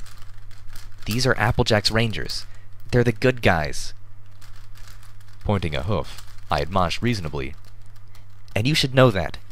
You've seen the good they've been doing. You've been watching." Spike's snout twisted into a begrudging frown. He crossed his arms, snorting smoke. "Well, I still don't see why I had to bring them here." I sighed deeply. Time to pull out the big puppy eyes. "Don't you trust me, Spike?" The dragon groaned. Only for you, little Pip." Spike lowered his snout and glared at the frontmost ranger. "But behave yourselves. Stay in the front room. No wandering. Got it?" Yes, your scaliness." The pony managed from inside her magically powered armor. The slight attempt at remaining tough felt humorous, considering Spike could completely enwrap the mare with his tongue. The lot of us trotted into the gaping maw of the dragon cave, Firelight and Reggie flying above us. I just imagine that. The little pink orb squeaking as it rolled along between our hooves, the shadow of the mouse inside barely visible. The darkness of the opening gave way to the brightness of the interior. I drew up short, gasping at what I saw. Spike's cave home starkly was not how I remembered it. Spike's piles of gems had been removed, but not far. They had become glittering mosaics that covered every wall, depicting images of the ministry mares and the joy of their youth. I recognized some of the scenes from stories Spike had told us when we had visited him here several weeks ago. That is Strings awesome. of gems were slung across the ceiling and strung between the multitudes of bookshelves like decorations. The gems were enchanted to glow with soft, colored light. The walls glistened, reflecting those lights like an inverted mirror ball. "Do you like it?" Silverbelt chimed, galloping up to us. "I made the cave pretty." I nodded, stunned. It was beautiful and more than a little overwhelming. "Oh my," Velvet purred. Yes, you most certainly did. She caught the little filly in a hug. I looked around and spotted Ditsy-Doo not far away, smiling. Regina! The cry came from Gaudina, the older griffin bursting out of a group of ponies and soaring across the room to reunite with her daughter. Spike's cave was crowded.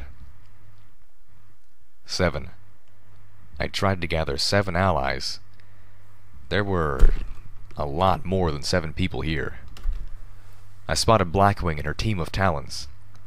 I blinked as I recognized the white coat and electric blue mane of Morningfrost standing next to her sunflower-coated friend, Sunglint. Friendship is magic, everybody. Did that mean the tracker was here too? No, I learned quickly. But before vanishing into seclusion, he had contacted them. We heard you were planning something big, Sunglint said with a cheerful seriousness. And we want to help. We feel just awful about everything the Enclave is doing. This just isn't right. Ponies shouldn't act this way. I couldn't agree more, came the familiar voice of the amber-coated Wasteland Crusader. My jaw dropped. They were here too? What? Huh? How? Watcher told us, she said with a stubborn stomp. You didn't think you were just going to leave us out of this one, did you? Well, yes, actually. Shit. This was... I didn't have words. Hell, I didn't even know some of these ponies. You invited my daughter, Zenith whispered into my ear, having spotted several zebras clustered in the crux of the 2 towering bookshelves. It took me a moment to recognize Zephyr, and the zebra next to her, who had painted herself to be nearly black with thin white stripes, was Gloom. Zenith looked slightly mortified. I shot Spike a look. He just smiled and shrugged, deftly shifting blame. That was more Homage's idea than mine. Oh, that's so figured. Homage. I waded Why? through the room, feeling dazed. Every few feet I was stopped by some pony, or zebra, or griffin, who wanted to greet me. All around me, conversations were bubbling. God thudded down in front of me, blocking my view of everything. Tears were flowing down her cheek from her good eye, and I could see her fighting to keep her composure. Tell me it was worth it, she demanded, her voice low and dangerous. I froze. Goddesses. She must have just learned about Cage. It was worth it, Mom, Reggie interrupted, flying up next to me before my brain could put words in my mouth. Gaunt glared at her daughter, but Regina stood firm. Cage... Gaudina bit back a shout, tears flowing. He was a fighter. A Talon. But he was my son. And he died like a Talon, I offered, my words feeling lame as they slipped off my tongue. Brave and steadfast at the very end. Gaunt's stormy demeanor did not improve. Reggie flew in front of me, nearly beak to beak with the larger and more grizzled version of herself. Cage died striking a fatal blow to the Enclave, Regina told her mother. Not an instant kill, no. But it was fatal. It's a slow death, like the thrust of a poisoned knife. God seemed to appreciate that. But Reggie wasn't done. How many griffins died, Mom, when the Enclave invaded the skies of our homeland? How many more do you think are going to die before we're done, if we don't stop them? Regina brushed back her head feathers. This was our fight, long before it was theirs. The conversations around us had gone silent. Every pony, and dragon, griffin, zebra, and phoenix, was watching. Reggie glanced back at me, giving me a small smile before rounding on her mother again. And so far, seems Calamity and his friends have done most of the fighting for us. Was it worth it that Cage, your son, my brother, actually got in a blow? Fuck yes. Gaudina Grimfeathers wiped her eye and gazed at her daughter. The rest of the room seemed to be holding his breath. Then, I heard a whooping whistle, and the amber mare started stomping applause. Soon, the whole room was thundering. Well, okay then. Gaudina said softly. You didn't need to yell. I am your mother. Reggie looked sheepish, and then enwrapped her mother in an embrace. What's going on? Barkinshaw asked nearby. What did she say? Today, we emerged from the cloud curtain right beneath Navarro, and flew directly into the path of two of the raptors. Spike tore past one of them, breathing green fire. Did you ever catch the name of the Hellhound? Like, seriously, we've just been calling him the Hellhound the whole time. I would like to know his name, because this Hellhound was reminding me so much of Strong from Fallout 4. Or, strike that, Fox from Fallout 3. Across his propeller array as he passed. Half the propellers exploded in flame, the others dissolving outright. The burning raptor canted, out of control, and began to dip into the cloud curtain. Victorious! This is Raptor Noctilucent! A voice cried alarm over the Enclave military channel and into my ear. We're under attack! It's a dragon! Spike swooped up through the second layer of clouds, drawing out of sight of the raptors and their parent thunderhead. He drew up, hovering just outside the wall of blue light that protected Navarro, his giant wings flapping slowly. Inside, Pegasi were galloping out of barracks and buildings, staring up at the humongous purple and green creature who had positioned himself between them and the morning sun, casting his shadow across the eastern part of the base. The raptor Noctilucent tore up through the clouds, its weapon swiveling towards Spike, bright light building up inside the barrel. Spike attacked the shield. The blue wall of energy buckled, warped, and collapsed under the unstoppable force of Twilight's #1 assistant. Alrighty. Alright, that's part 1 of chapter 44. We're going to go right into part 2, which is about an hour and 30 minutes long. So, buckle up, guys. We're going on a long ride again.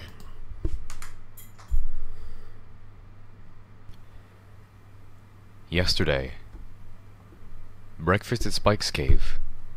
Spike didn't have any tables for ponies, so we were all gathered on the floor, eating breakfast thoughtfully procured by Lionheart late in the night. I wasn't sure where he had acquired the rather large bundle of food, which included fresh hay, vegetables, and flowers, but I had my suspicions, and I wasn't about to ask. The majority of Spike's guests had traveled a long and often dangerous way to get to the top of the mountain, and most of us had been suffering from various levels of exhaustion the night before. So, shortly after the scene between the Grimfeathers, and with promises of a long, important discussion and plans the following morning, most everyone had slowly found themselves a place to drift off to sleep. Now, much better rested, and with the company of friends and heroes, those around me were taking to the morning meal with a lively energy. Calamity was in particularly good spirits. After Velvet's and Lifebloom's attentions, and a good night's rest, his wing had finally regained enough strength to allow him to fly. Not well, and not fast, but he was hovering around everywhere like a pro. This world is way too filled with morning people, Gloom mumbled, her mane drooping over her face, but not far enough to conceal her scowl. So what are you bringing to the fight? The Amber Mare asked Gloom, with a level of enthusiasm that clearly did not sit well with the odd zebra. Before you get too ahead of yourself, her khaki-coated friend cautioned, we don't even know if there will be a fight. The Amber Mare just rolled her eyes. Of course there's gonna be a fight. It's not like they're planning to just give the Enclave a good talking to. Shifting back to Gloom. So are you a sniper? Medical pony? Zebra? Fight with your hooves like Zenith. Isn't she awesome? If we are fighting, then I will fight, Gloom answered gravely. With a blade and poison, and with my life until they kill me. Then probably rise up as a vengeful spirit and haunt whoever is left. The Amber Mare raised an eyebrow, scooting slightly away. Alrighty then. If this is a battle, Gaudina said, sitting just a little ways away from me, then my talents have much to lend to the fight. Hold on. Knowing God, the word lend was meant literally. We've been collecting a significant amount of resources and tools over the last few weeks. Hold on here. I want to show an image on camera, because I was looking at images. I The wanted to terminal see. brought up the door controls, as Stop. well as a Stop! I said stop. What the hell? So here's the deal. Gunslinging Griffin Hero was indeed just an adolescent. I refocused on eating my flowers. Good flowers, yes. If we are fighting, then I will fight. Hold on, I want to stop it right there. So that's where I kind of almost stopped listening. I wanted to show this image on camera. Hold on. I don't know if this is going to be a thing, but apparently it's shipped. These two are shipped. Oh, yeah. Ditsy Doo and Lionheart. Which I would love so much if this happened. I would love it so much if this happened. I'm already shipping it. I'm already shipping it. So anyway, so here we go. Let's get back to the story. It accidentally skipped for some reason. Gloom answered gravely. With blade and poison, and with my life until they kill me. Then probably rise up as a vengeful spirit and haunt whoever is left. The amber mare raised an eyebrow, scooting slightly away. Alrighty then. If this is a battle, Gaudina said, sitting just a little ways away from me, then my talents have much to lend to the fight. Knowing God, the word lend was meant literally. We've been collecting a significant amount of resources and tools over the last few weeks. Yeah, that orb vault turned out to be some kind of ultimate treasure map. Butcher, who was now Blackwing's second in command, revealed, ignoring a displeased look from God. Last week, we were able to break into an old zebra vault and get at its armory. Check out some of the exotic new weapons we found sealed up in that place. Butcher showed off some of the Talon's new equipment proudly. This nasty little melee number is something the zebras call a chainsaw, Butcher announced. Never gonna be replacement for little Gilda, of course, but damn if it isn't fine anyhow. After rolling her eyes, Blackwing also chose to ignore God's displeasure, showing off the new addition to her own arsenal. Zenith identified the strange weapon immediately. A crossbow, she intoned. An assassin's weapon, silent and deadly. Like a fart? Reggie snarked. Then suddenly her eyes lit up. She turned towards her mother. Gaudina pinched the bridge of her beak with her talons, her eyes scrounged shut. No. No what? Reggie protested. I haven't even... No. Oh, Wason. Hi, Wason. Hello. And welcome back, Wason. You have missed the first part, but I guess you could always go back and watch it when the video gets posted, so... Well, anyway, I wanted to show another image of Lionheart. I really like this image, Lionheart and Mouse. Hold on here. This is bugging me. Anyway, yeah, but this is a picture of Lionheart and Mouse, which I already like. I do. This is probably one of my new favorite characters now, even though I'm probably hearing not that much of him. He sounds badass, like seriously, especially what he did to one of those one of their ships, just by himself and that mouse, which used to be the damn dragon, but still fucking fucks with my mind. God reiterated, I ain't letting you have a crossbow so you can name it the fart.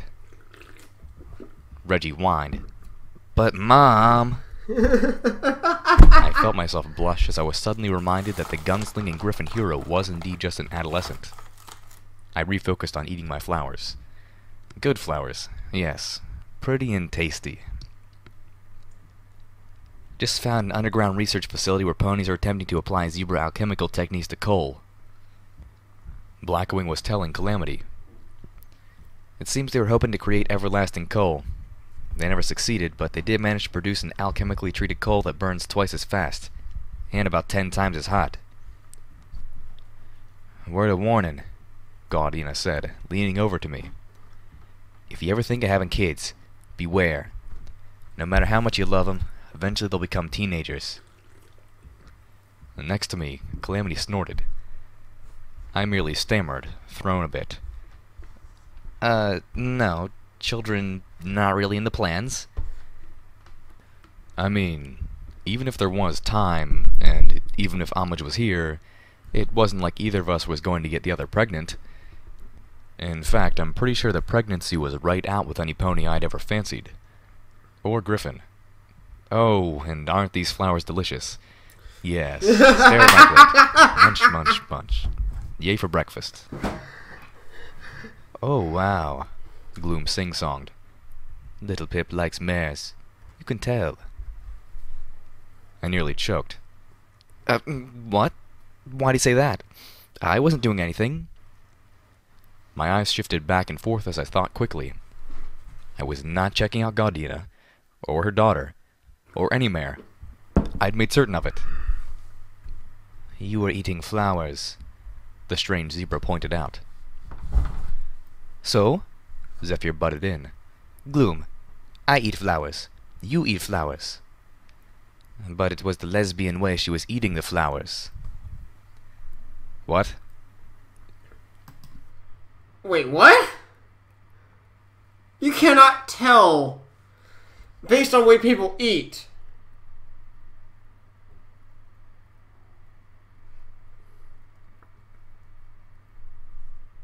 Like, just because of the way I act around people doesn't make me gay.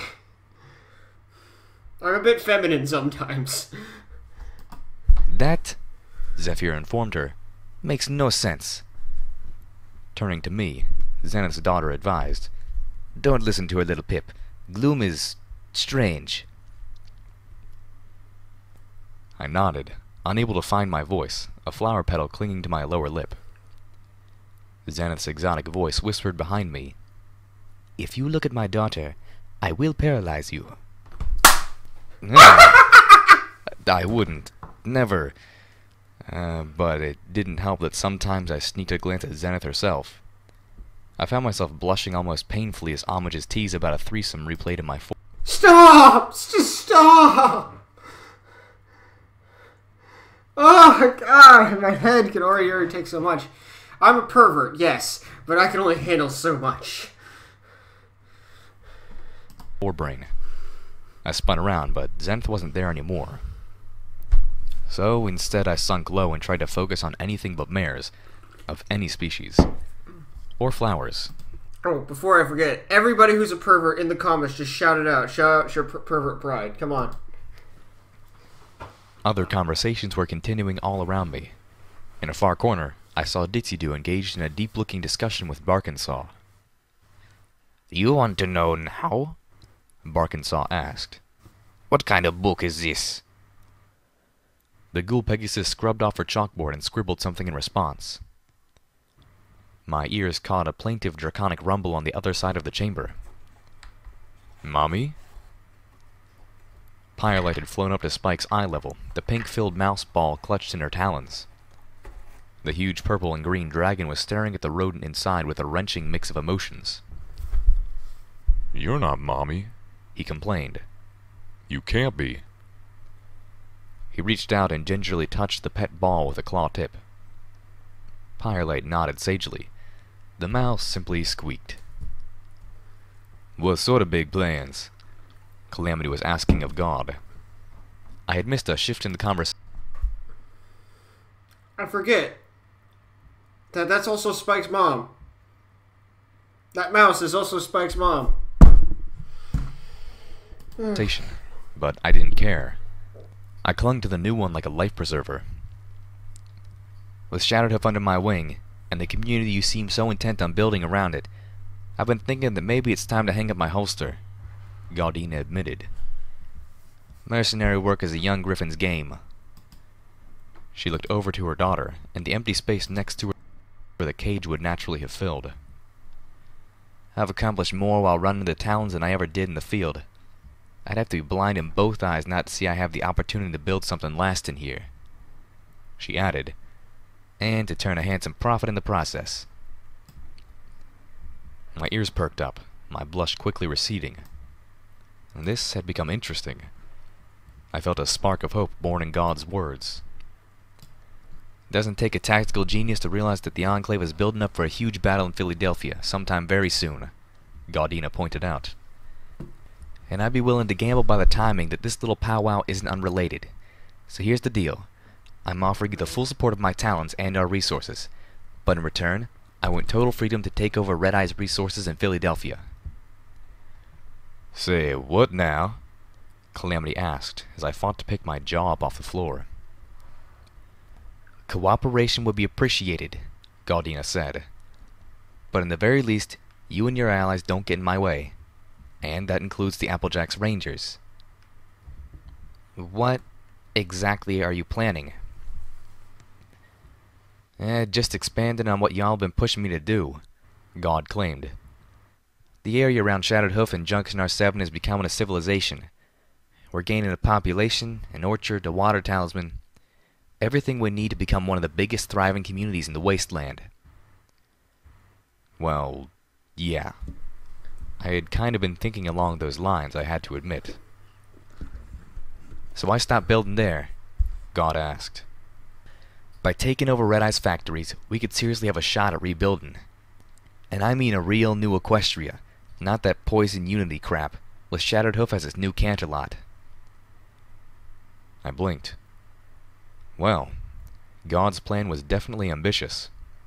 Still, I'd love to see you take over Red Eye's operation, but only so long as you don't run them the way Red Eye did, through barbarism and slavery. God waved a wing. Sell your mind, little Pip. Ain't looking to become the new Red Eye. Wasteland's seen enough of that kind of thinking.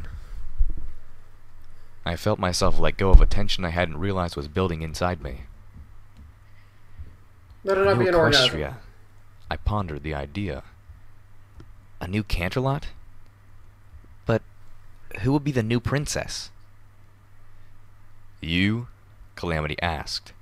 In God we trust? Galdina Grimfeather shook her head. Monarchies are a pony thing. I'm looking for something more inclusive, more open to other people. She looked to her daughter, warming to the topic. A republic, perhaps, fashioned in the image of the legendary Griffin Clan Council. An NCR? No princess? I asked again, still trying to wrap my brain around the idea. Not even an overmare? New Canterlot. Nope, Reggie said. Just an arbiter. New Canterlot Republic? Is that where this is gonna go?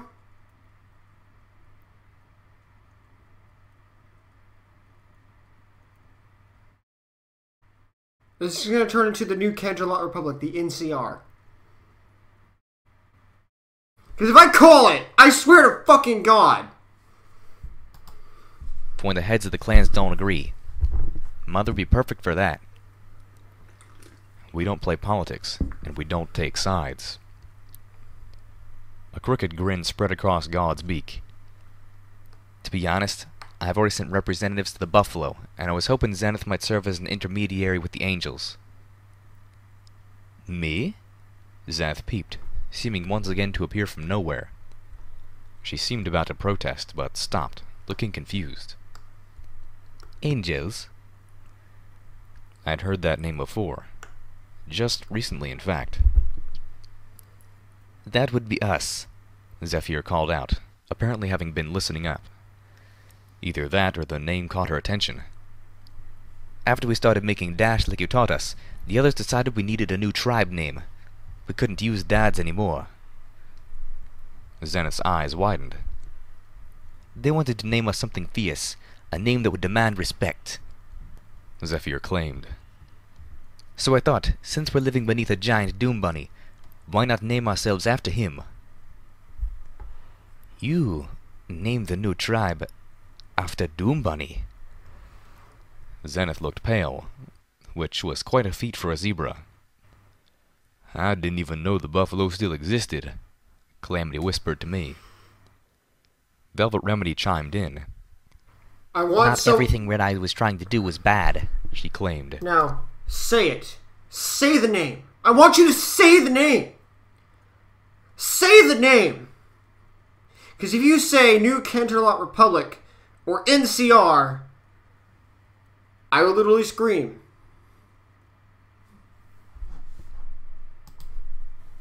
I too would like to take charge of part of New Red Eye's Vegas work. is my favorite. God scowled, opening her beak to protest. but closed it when Velvet Remedy said, "His plans for schools and medical centers." Y'all are dividing up something that ain't ours, Calamity warned the two of them. I was mostly interested in the factories, God admitted. But I have the Talons and the X-Raiders of Shadowhoof to help. No offense, but how is one pony going to build schools and bring education and medicine to all the wasteland? Velvet Remedy blushed uncertainly. I think that I have alicorns. God blinked. Zenith scooted a little closer to Velvet. If you do this, then would you please start in Glyphmark? Glyphmark needs a school and a medical center. She looked over at Zephyr. By the way, do you remember what we talked about last time about a cute picture of Calamity wanting guns? Yes. I do remember that. What are you saying? Have you found one or have you made one?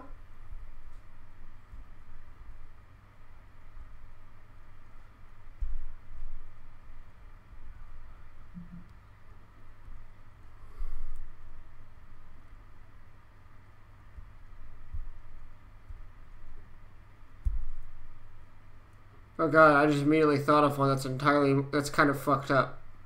Little Pip doing the same thing, except it says Mentats.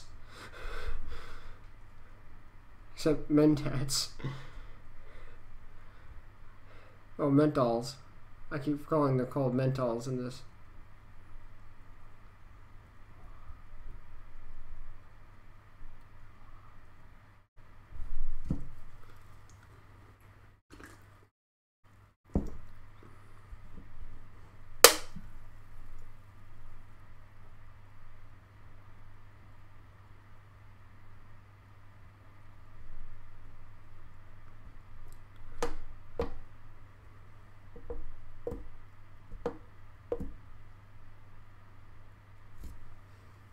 Well, until I get a response, I'm gonna...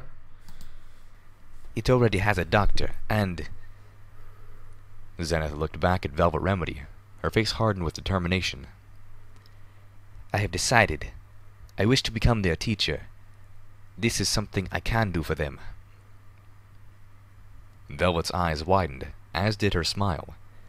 She moved to hug Zenith, but the zebra had anticipated this and swiftly tapped the ground. I heard something break, and the zebra vanished in a puff of unhuggable smoke. Velvet plopped back down, looking shocked for a good 10 seconds before recovering. You're right, Gardena, she finally said. Even if I do have the alicorns, I will still need some help. So I'll Oh, you can't copy-paste, Wason? Or are you watching this on your phone? make you a deal. The griffin raised an eyebrow in response, all ears. Velvet offered. You help me do this, and in honor of Cage, I will use the name he came up with. And I'll name the Philadelphia school after him. Calamity tried to caution, then seemed to give up. Leaning towards me, he muttered, I really hope your plan involves defeating both the Enclave's and Red Eye's armies in Philadelphia. He looked at God and Velvet Remedy uneasily. The name Cage came up with? God asked, confused. She looked at her daughter questioningly. The followers of the apocalypse. Today, walking on clouds was weird. Unfortunately, I didn't have time to truly get over my discomfort. I just had to accept the general wrongness of it and press on. Alright. You sure about splitting up like this? Calamity yelled over the driving wind and the sound of the defense array. Above us, Spike was wheeling and dancing, trying to keep away from the blasts of the defense cannons by placing the attacking raptors between himself and the base. Don't worry about me, Velvet Remedy called back, smiling. This old unicorn's still got a few new tricks. Old unicorn, Calamity called back. Where? Hiding behind Velvet? A cacophony of rending metal and explosions marked the second raptor to be taken out by friendly fire. Fortunately, The Enclave's soldiers left to operate the defense array were proving too novice to skillfully avoid their own ships and still hit Spike. Unfortunately, a few of their shots were indeed hitting Spike, and his cover was dwindling.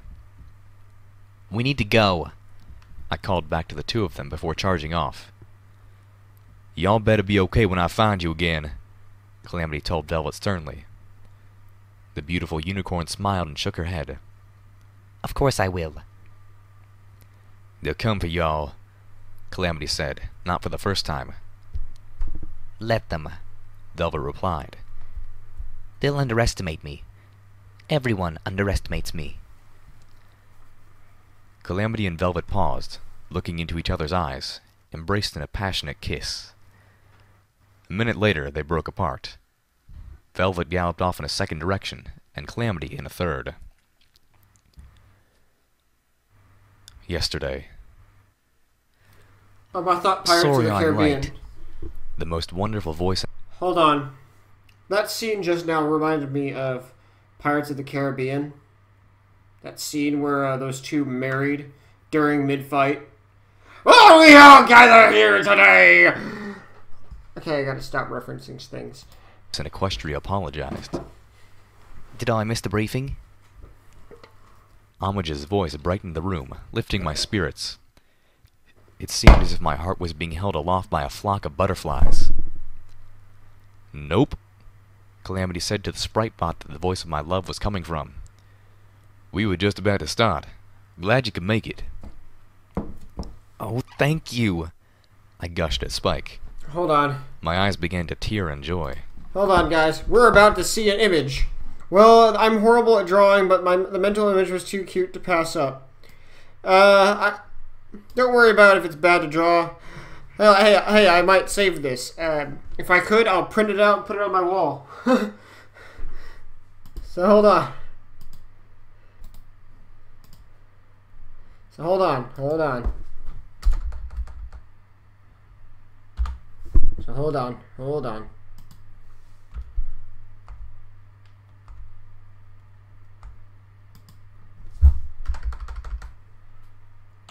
Gotta fix this up.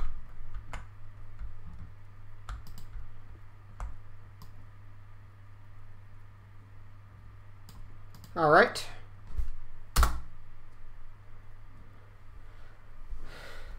What do you mean site can't be reached?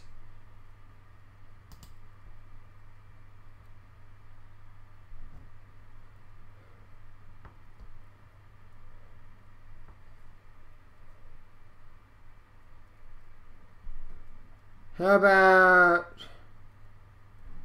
Let's try that again. Sorry. So let me try this again.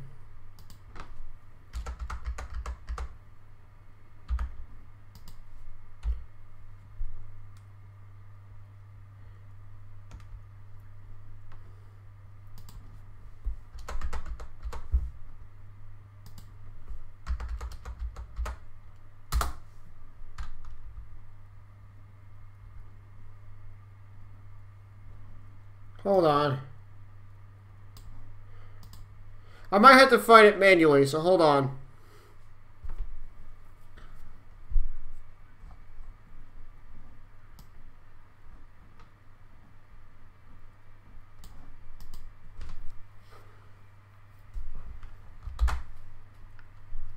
So...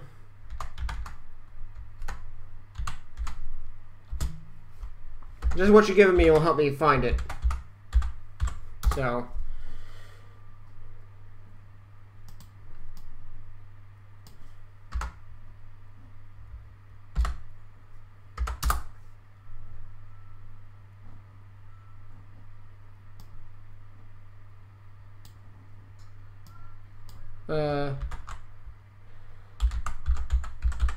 because for some reason it wasn't letting me do it. And I want to find this.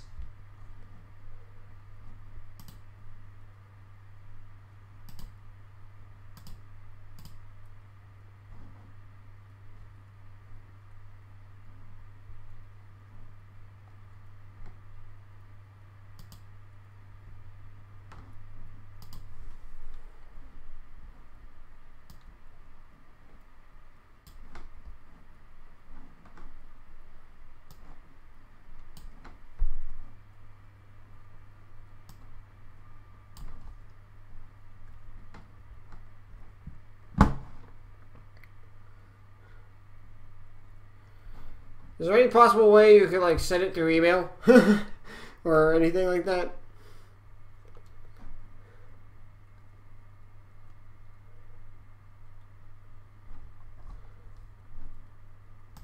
Because I can't seem to get to it.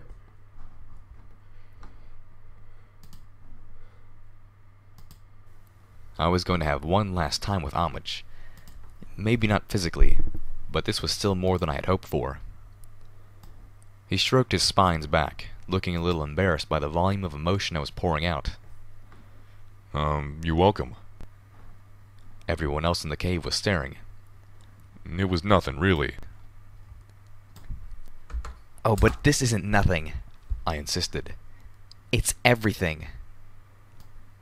I couldn't help it. I threw myself around one of his ankles. Thank you, thank you, thank you, thank you. If you start kissing Spike, Homage said, her voice sparkling with amusement, I'm going to leave the room. I stopped, my eyes turning to the crowd, a blush rising. Hold on. Little Pip, y'all was saying about how the Enclave depends on the cloud curtain. Calamity reminded me tactfully.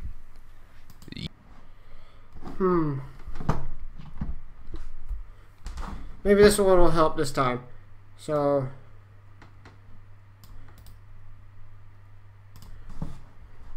let's go back to this. Paste. Okay.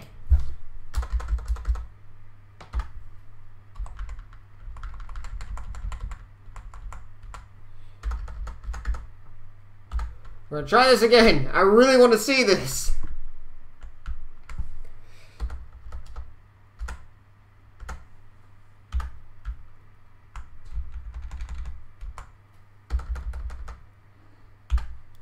Please work.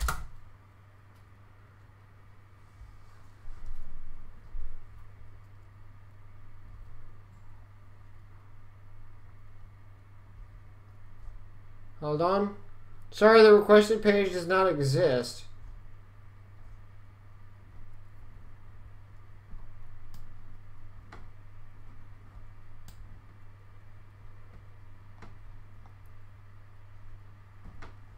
What is going on?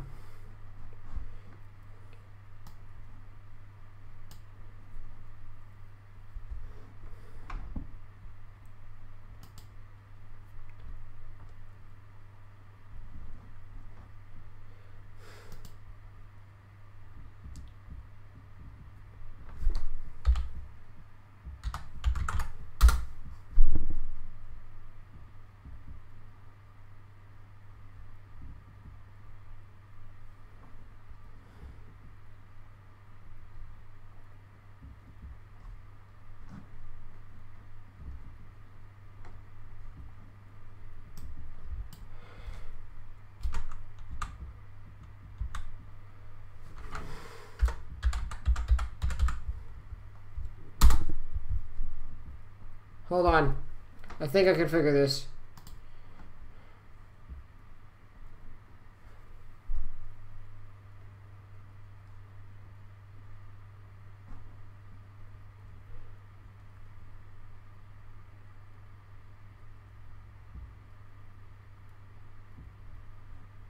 Maybe. You can always check and go back and see it. If so, I can always... I'm kind of trying to find it manually, to be honest. If my damn thing will stop glitching.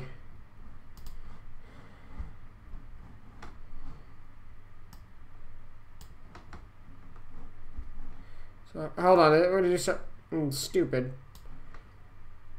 Sorry. My damn thing likes to do stupid things.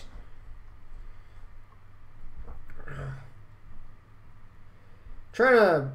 wish there was a way I could find you.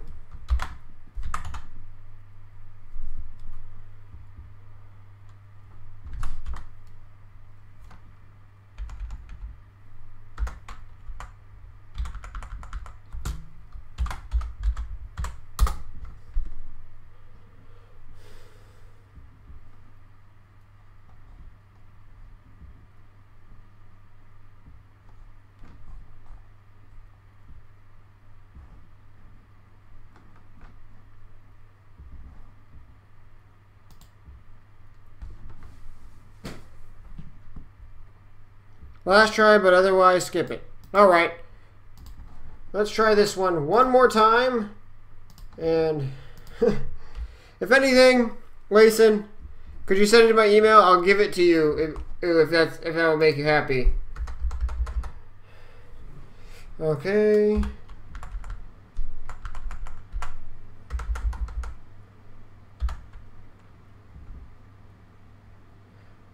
Because I would love to see this.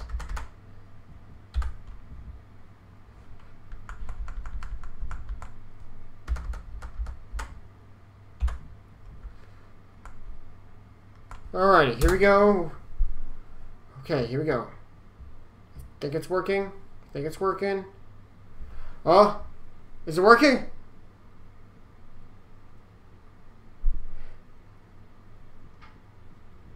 Oh, that is awesome. That is awesome. I love it. I love it, Oscar. I love it. Hold on, let me shrink it down to size. Oh no, there goes an ad. Okay, hold on. I don't like ads. Get off my screen. Close ad. Ah! I'm sorry, the website's a bit addy. I guess that's the best word.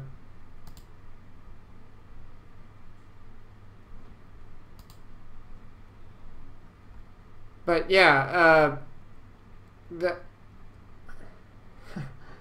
oh god, I wish I could shrink it.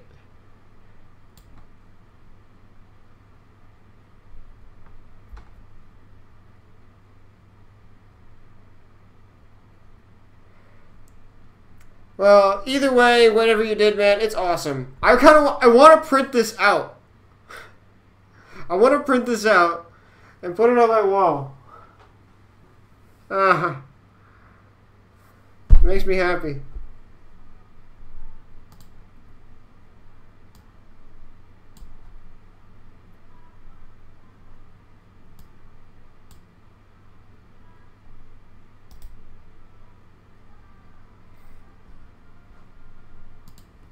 I hear my wife playing,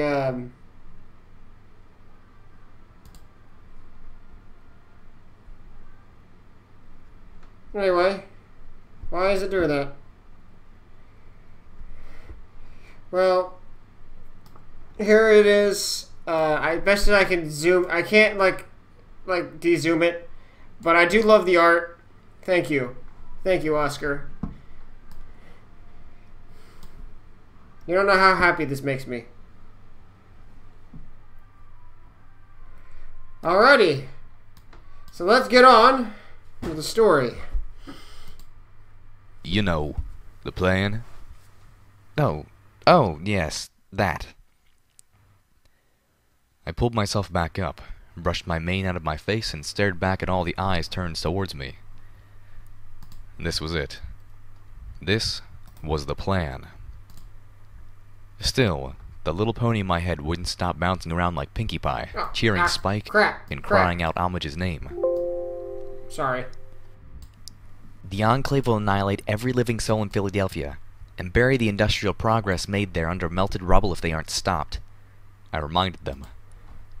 If Red Eye's forces win, the surviving Pegasi will end up enslaved or with their heads on pike. Ah, come on! Why is it doing that? I'm sorry, guys. My thing is really stupid. And Stern's talons aren't likely to stop with just one successful victory, God added.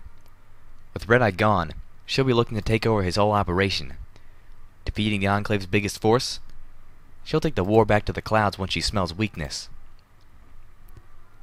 This is the griffin who wiped out Father's tribe, isn't it? Zephyr asked. Zenith scowled, nodding affirmatively.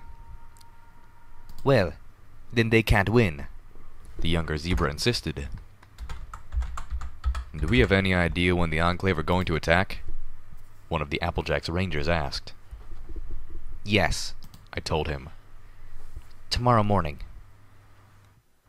The news was greeted by several voices of dismay. It will be the largest, fiercest battle Equestria has endured since the Great War, I reiterated. And, unfortunately, I'm going to miss it. What? The sound was a chorus. We have a chance to end things, I told them. Not just one battle, but the entire threat of the Enclave entirely. Forever.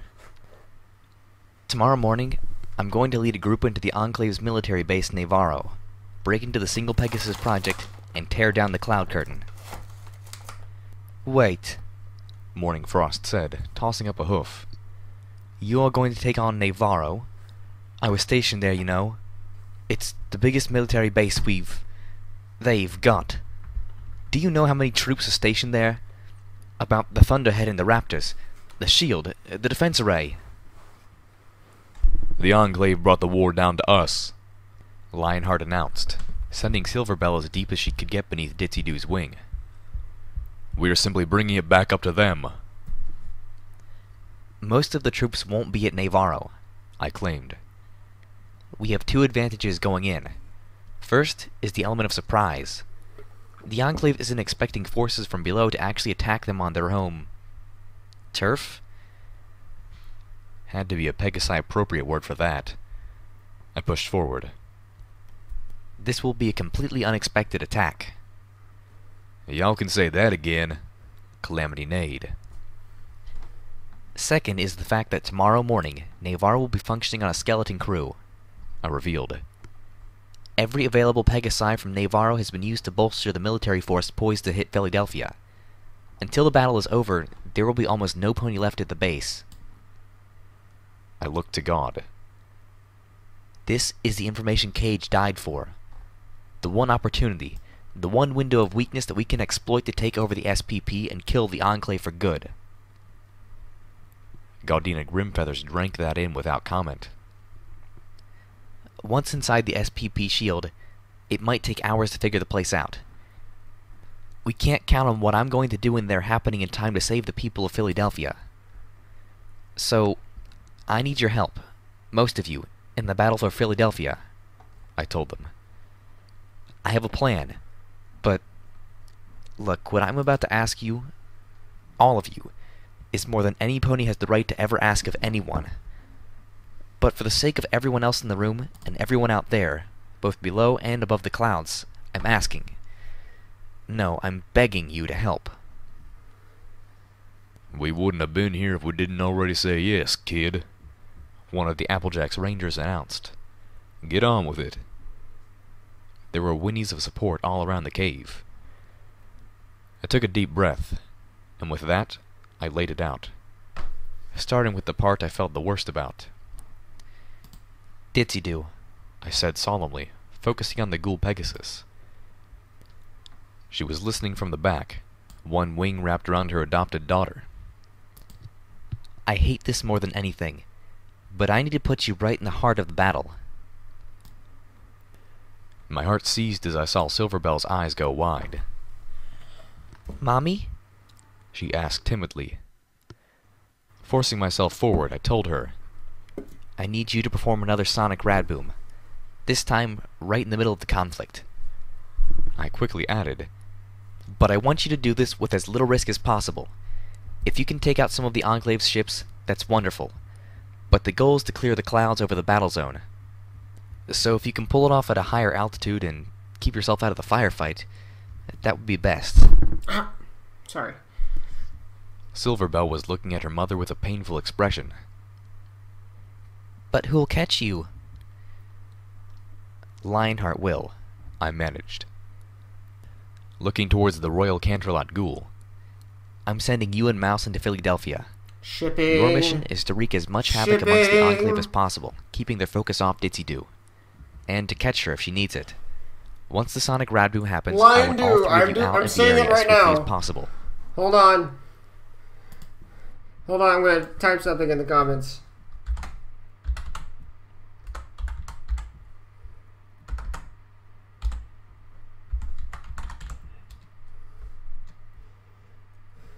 Give me a second, I'm being slow.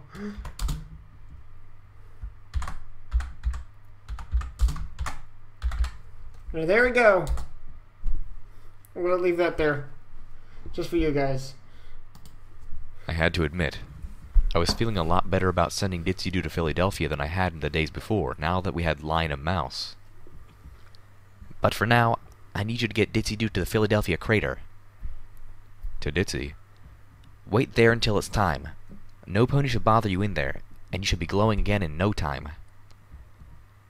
I hated this. It is technical There was no other way. interspecies. But technically, since he is a bat pony.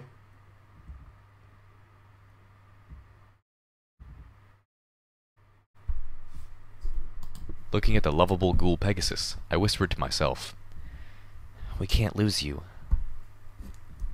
I realized I was banking an awful lot on Ditsy-Doo being able to explode twice. Ditsy-Doo, for her part, gave a cute little salute, then turned to Silverbell, writing something on her chalkboard. The little filly nodded, embracing her new mother in a teary farewell. I sent all my prayers to Celestia and Luna, hoping that they would only be apart for a day. Velvet Remedy wrapped her tail around Silverbell as Lionheart trotted up to her. The little pink ball wheeled across the room in their wake as the two ghouls walked out of the cave. "Hold on," I called out to them. The two ghouls stopped, looking over their shoulders. The little ball smacked into Ditsy-Doo's left hind leg and rebounded with a squeak. "Before you go, I need to speak to Ditsy-Doo in private." I needed them to wait just a moment longer. "Don't worry, it won't be long." Ditsy-Doo nodded patiently and sat down. Silverbell pushed herself free of Velvet's tail and scurried over to be with her wall-eyed mother. I swallowed hard and steeled myself for the rest. One of the worst parts was over already. "God, I need you and your talons to clear the sky over Tenpony Tower and keep it that way." Reggie protested. "We're not going to be in battle?" "Hopefully not," I thought in response. "You're critical to it," is what I told her. She didn't seem particularly mollified. "And what are you offering in return?" God asked. A few of the ponies around us murmured unpleasantly, but I knew God wasn't trying to squeeze me in a time of crisis. She just needed an offering, if only just a token one to save face. After all, the Talons weren't crusaders. They were a business. "How about an opportunity to expand your influence into Tenpony Tower?" I offered. "I own what used to be a cheese shop. Perfect place for God's talons or a new Canterlot to set up a satellite office." Homage's voice rang out over the sprite bot, sounding slightly tinny. "Oh, little Pip, what are you planning?" From her tone, she already knew. "Lifebloom." I turned to the one member of the Twilight Society that we had with us. "You're going to have to convince your friends at Tenpony Tower. Once the clouds are cleared in both places, we need the Twilight Society to bring the power of Celestia 1 down on the battlefield." Lifebloom blinked slowly, then nodded. "You can count on me." He added, "On us." "What's Celestia 1? One of the Wasteland Crusaders asked. Lifebloom explained, leaving out the finer details, but the reality was quickly clear. Tenpony Tower had the ability to enact a megaspell capable of tactical precision, and I was going to unleash it against both sides. "We're just taking back what they stole from us," the Amber Crusader said in awe, "and then using it as a weapon against them." "Yeah." I let myself smile just a little at the wonder in her voice before continuing. "Meanwhile, a group of us will be hitting Navarro. Once we get to the heart of it, the SPP Central Hub, I'm going inside. I'll be analyzing the cloud curtain and then using the towers to tear away as much of it as I can, at least without threatening the Pegasi with starvation." Some realization that a megaspell is almost equivalent to the elements of harmony. If you think about it. Because the elements of harmony were able to restore all of Equestria once they turned discord into stone. Excuse me. But they have mentioned in the past that a megaspell can do almost the same thing. Add a restoration spell to that. Boom! Equestria is saved again. It's around almost the same thing, just minus the friendship is magic thing. Morning Frost and Sunglint objected. I shared a glance with Spike before confiding. There is a final step in this plan, one that will compensate for the loss of crops, but that's going to take extra time to implement, possibly months. But we do have that covered. I looked to Morning Frost. Yeah, that is true. You were stationed at Navarro. Why don't you and Calamity give us an overview of what we're attacking? Morning Frost floated up her pip-buck and brought up a map of Navarro from its database. Velvet Remedy concentrated, her horn lighting up. The illusionary magic she had previously used for her concert light shows now trained on presenting a mirage of Navarro that everyone could see. It looked something like a cloud-bisected egg, with the small red alicorn shield of the SPP central hub at the core, and the blue enclave energy field surrounding the base like a shell. We could make out several clusters of buildings, including the barracks, the science center, and even a collection of solar dishes like those outside of Hope. The base got its power from a combination of those dishes and a field of thunderclouds, the former largely powering the blue dome and the defense array. Navarro was set into a higher patch of clouds than the cloud curtain itself. Between the two, the ominous bulk of the thunderhead Victorious stalked the sky, barely moving. The Victorious' 4 raptors prowled about it. And that's our target? Paladin Strawberry Knight surmised. We're here to help you take on that? She sounded impressed, and a little confused. How? We can't even fly. Yeah, the Amber Mare piped up. How can we help? The Wasteland Crusaders are ready. Her 2 friends whinnied their affirmations. I had no answer for them. I honestly hadn't intended for them to be here. Firelight gave a little hoot and swooped down to whistle into Velvet Remedy's ear. Her eyes brightened.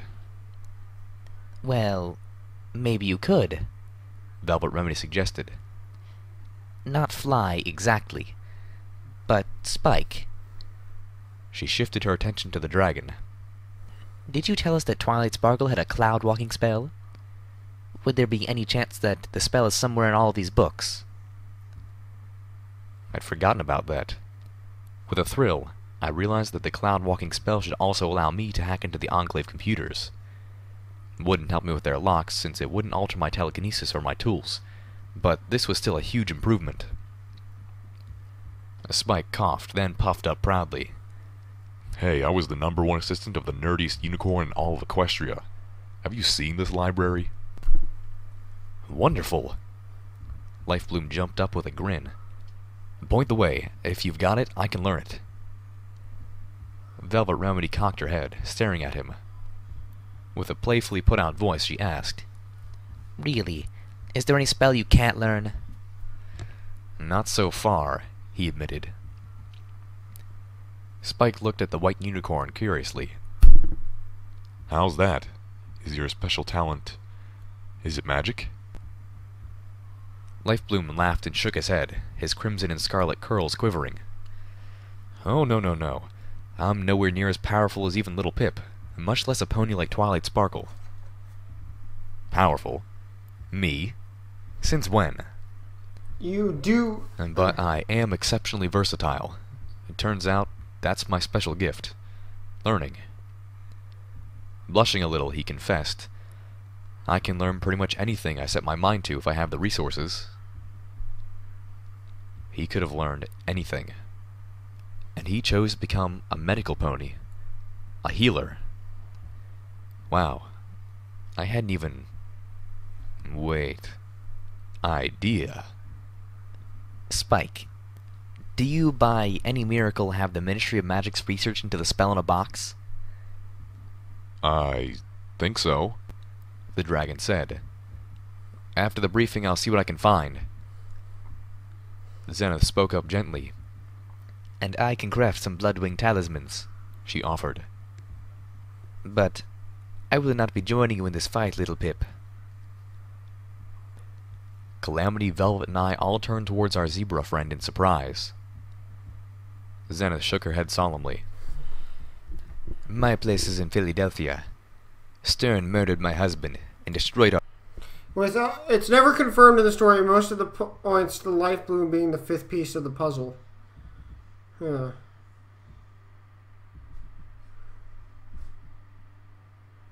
Huh. Well, I do know that homage is the element of honesty. We do have ditzy generosity, I think. We got kindness for Velvet, calamity, loyalty.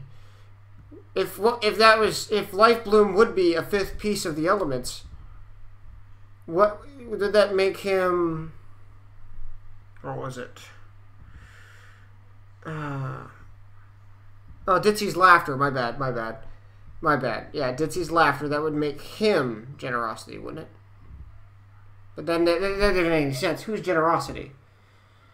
You have to find generosity in order for magic to appear. So, and magic could be anybody. So, as long as, and I think that would be Little Pip to be magic, to be honest, but because it is the main character, much like Twilight is technically the main character. It always happens to the main character, and there's no other way around that. Like, I even thought of an awesome fictional story where it was, a human goes into the Equestria world, but it's just a guy who transports through dimensions trying to obtain power, but then gets redeemed because he finds an arch enemy with the same fucking purpose, except he has a much more sinister task.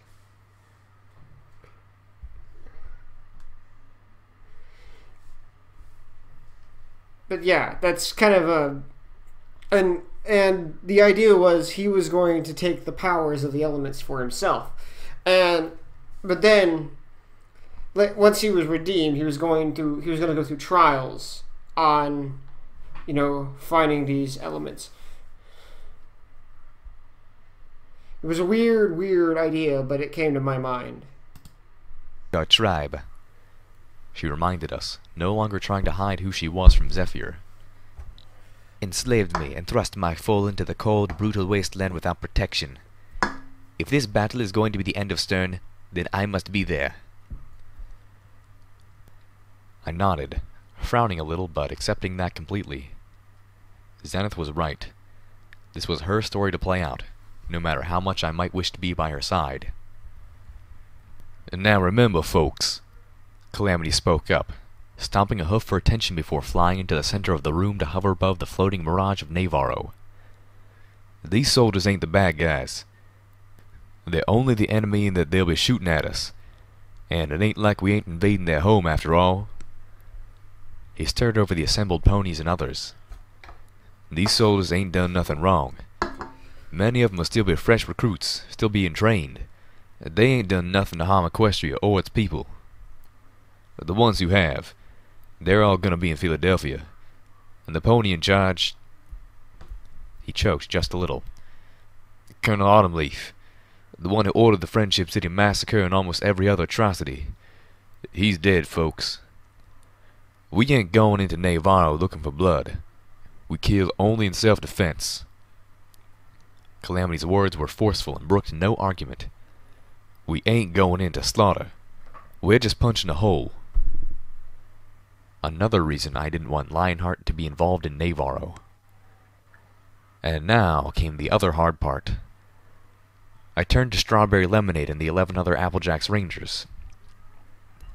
And to answer your previous question, no. You're not going to be part of the assault on Navarro. Philadelphia, then? Again, I shook my head. You're going to be here. Here? Strawberry Lemonade asked, sounding disappointed. Here? Spike blurted. I nodded. Yes, here. Right here in this cave. I looked up at Spike. The group of you are going to defend this cave, and its extremely important secrets, from anyone who might take the opportunity to attack while Spike's gone. Gone? Spike repeated in disbelief. Yes, I told him. We need you with us. We can't do this without you. Spike, It's time to stop watching. He looked between me and the Applejack's Rangers. But I... What would Twilight Sparkle have done? I asked. From his expression, I didn't need to say any more. Wait a second, Calamity said. You're sending Spike into battle against the victorious... Spike, if you had the heart to save Rarity, I don't know if that was still in the seasons, but Spike, in an alternate timeline, you saved an entire fucking city. Technically. You saved an entire city. Strike that country, technically. If you think about it, Crystal Empire is technically a country. He saved it. So Spike, I don't see how this is any fucking different. The only difference is you're gonna kill something. And 4 raptors. Doesn't the Enclave call those dragon killers? Spike chuckled wryly. Guess this was just preordained. To be honest, I always found that name insulting. He made a wave of his claws. Part of me always wanted to put them in their place for that. Morning Frost looked at Velvet Remedy's illusion of Navarro, then stared up at Spike. Do you think you can take down the Enclave shield? Spike lowered his head, staring at the date on her pipbuck.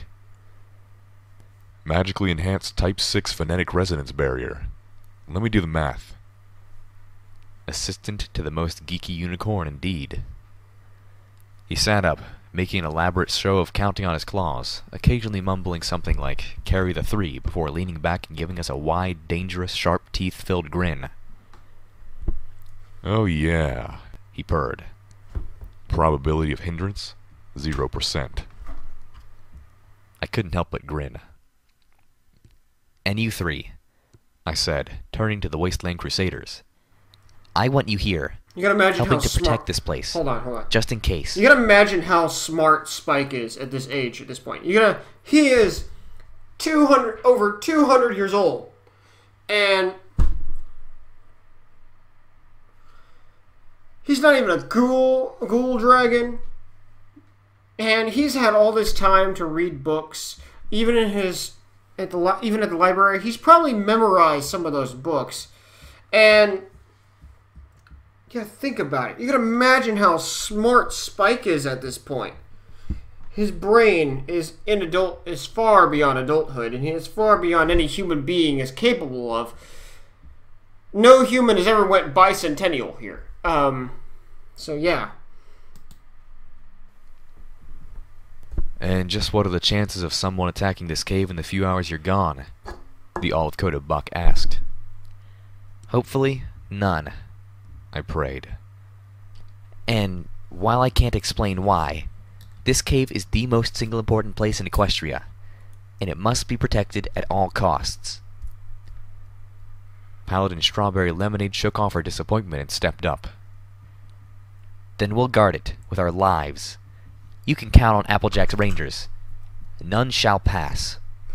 You shall not pass! Everything was shaping up better than I could have expected.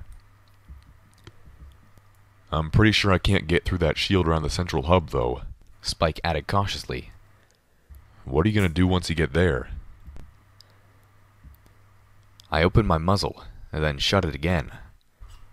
In truth, the whole thing was a gamble, an educated guess, fueled as much by faith as fact. I'm gonna do what I do best, I told him simply. You gonna fuck shit up? And drop something heavy on it? Calamity asked. Get shot full of holes, Velvet Remedy offered wryly. There's 2 kinds of people. Stare at flanks, Reggie snarked. The voice of homage floated out of the sprite bot. Orgasm. Oh god.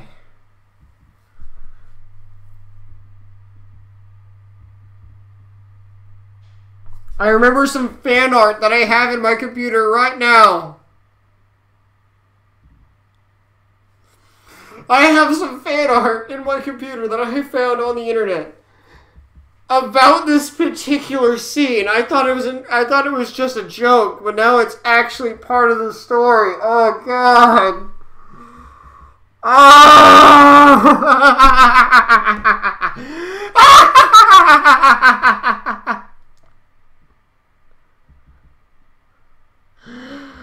I'm crazy. Homage? My ears and cheeks burned like Celestia's sun. When had I fallen on the floor? And why were my legs twitching like that? Scribbling swiftly, Ditsy-Doo offered up. Squeak and blush. I could hear the giggles.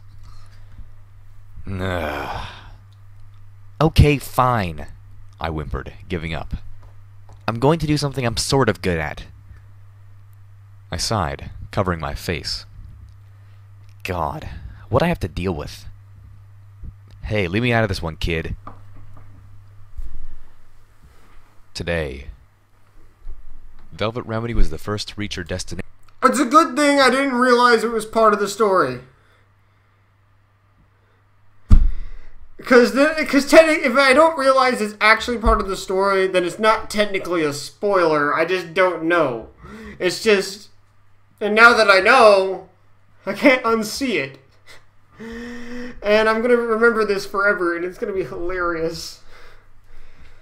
Oh, God, guys. This is going to be chalking up to another one of the best episodes of this I've ever had. Nation. The Enclave broadcast station where the Enclave was tied into the radio override system of the SPP. I'm sorry, she sang out. Pardon me, excuse me. As she dropped each of the technicians in turn with her anesthetic spell. She turned around and prompted the doors open wide behind her, then proceeded to look over the controls. Now, if I were a shut down everything button, where would I be?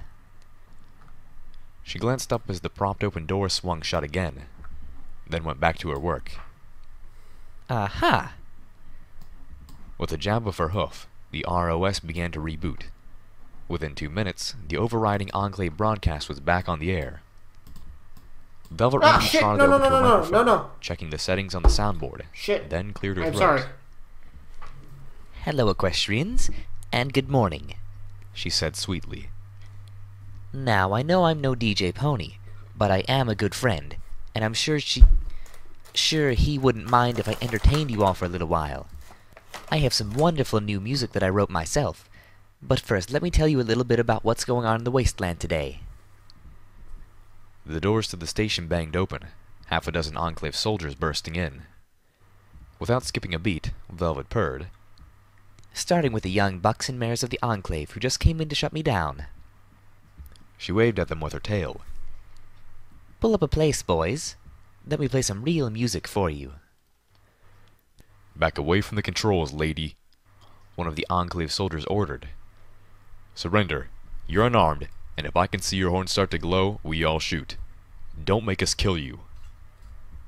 Velvet Remedy looked put out, pouting with her lower lip and fluttering her eyes. But boys, I don't need guns or magic. I have something with me that's much more powerful than those. Velvet smiled pleasantly. Kindness. The Enclave soldiers looked at each other. One of them started to laugh. Kindness? What the hell kind of weapon is that? You'll see. There was a flash in the center of the room. Within the flash appeared a purple alicorn, her horn glowing, her hoof. Just remember, you're going to love me. Was ringed with all the ammunition and power packs from the Enclave soldiers' magical armor. The air shimmered behind the talkative one, revealing a midnight blue alicorn with a silky frost-colored mane. The oddly maned alicorn leaned close and whispered, "The kind that earns you friends." Yesterday. They need to see, I told Spike, after the mission briefing had broken up. I expected resistance. Instead, Spike agreed rapidly. I've already shown Ditsy-Doo, he confessed. As one of the spirits of the elements of harmony, she deserved to know. One of the what now? Calamity questioned. He and Velvet Remedy were standing with me, along with Spike, Ditsy Huh. I just had a thought. Ditsy-Doo is technically a bearer of the elements of harmony, right? Well, here's this. Think about it just for a minute.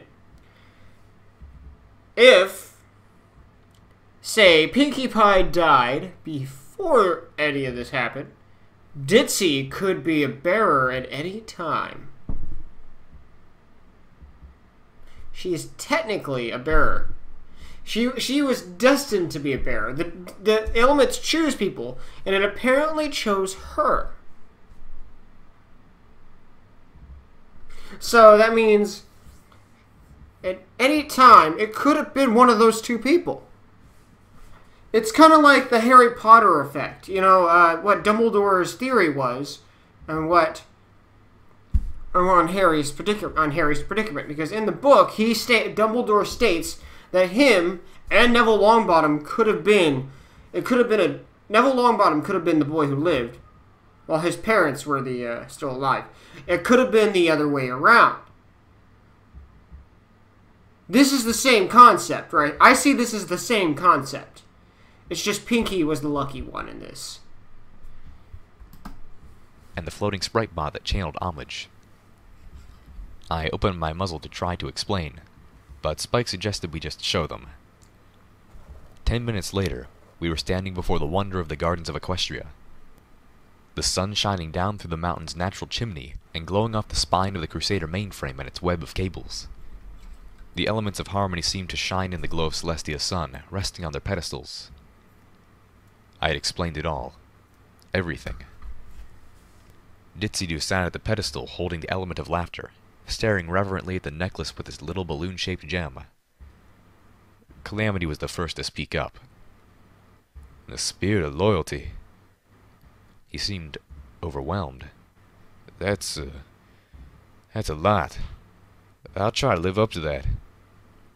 You already do, I assured him. That's why you're chosen! The elements of harmony require many things, Spike reminded him. but they don't require you to be perfect. Kindness? Velvet Remedy sounded faint. But are you sure? Come on, you two are basically descendants almost. No, not actual descendants, but you're actually basically on that level with them. These two were the people, those two elements belonged to the original bearers that you looked up to. It fits you two, come on. Calamity, you're a proud Dashite. Velvet, you are a follower of the apocalypse and Fluttershy. Come on! She leaned closer to me, speaking hesitantly. In case you haven't noticed, Pip, I can be a bitch sometimes. I thought back to Velvet's kindness to the dying Alicorn mare pony. To her taking a stance against attacking the Hellhounds. To her Mom, wherever you are, I'm quoting you. I'm not joking. Sorry, not quoting. I'm gonna reference you right now. My mom will literally say, "That's Mrs. Bitch to you." If anyone called her that, that's what she would say. "That's Mrs. Bitch to you." holding Silverbell back in her barn. It had taken me far too long to recognize who was right in front of me. To see both of my friends for who they were. In truth, I should have seen it back in Ten Pony Tower, when they explained how they felt about each other, both of them expressing what they saw in the other in terms of their own virtues. Yes, I affirmed. I'm sure. But what about Fluttershy? Velvet Remedy pleaded. The dragon answered, "The elements of harmony are supposed to be passed on, sometimes even while the former bearers are still alive. It happened with Celestia and Luna. You're not taking it from her. This is natural." You mean, even if she comes back? Spike blinked. If who comes back? Celestia? Fluttershy. What? Velvet Remedy explained. We can save Fluttershy. Bring her back. Maybe. It's risky, but... No, Fluttershy's dead. Spike said, sounding fairly certain. No, Velvet Remedy corrected him. Fluttershy is a tree. Ditsy-Doo fluttered over, landing between us. She kicked off her chalkboard and took a piece of chalk in her muzzle, scribbling, "What's going on?" Velvet Remedy thinks Fluttershy's a tree, Spike explained. Ditsy-Doo cocked her head, one eye focusing on Velvet while the other seemed to stare up at Spike. She rubbed her hoof on the chalkboard and wrote, "Fluttershy was a friend." Ditsy added, "You know she was a pony, not a tree, right?" She's not a tree, Spike insisted. But she is a tree. Velvet Remedy exclaimed. She turned to Calamity and me for support. "Yep," Calamity said. Killing Joke got to her. I explained, affirming. Fluttershy's a tree. It took Spike and Ditsy-Doo quite a bit of time to process that. This was some pony they knew, a good friend, particularly to Spike. One of his mares. The idea that she was still alive, and that she might even be saved, well, that was a lot to take in.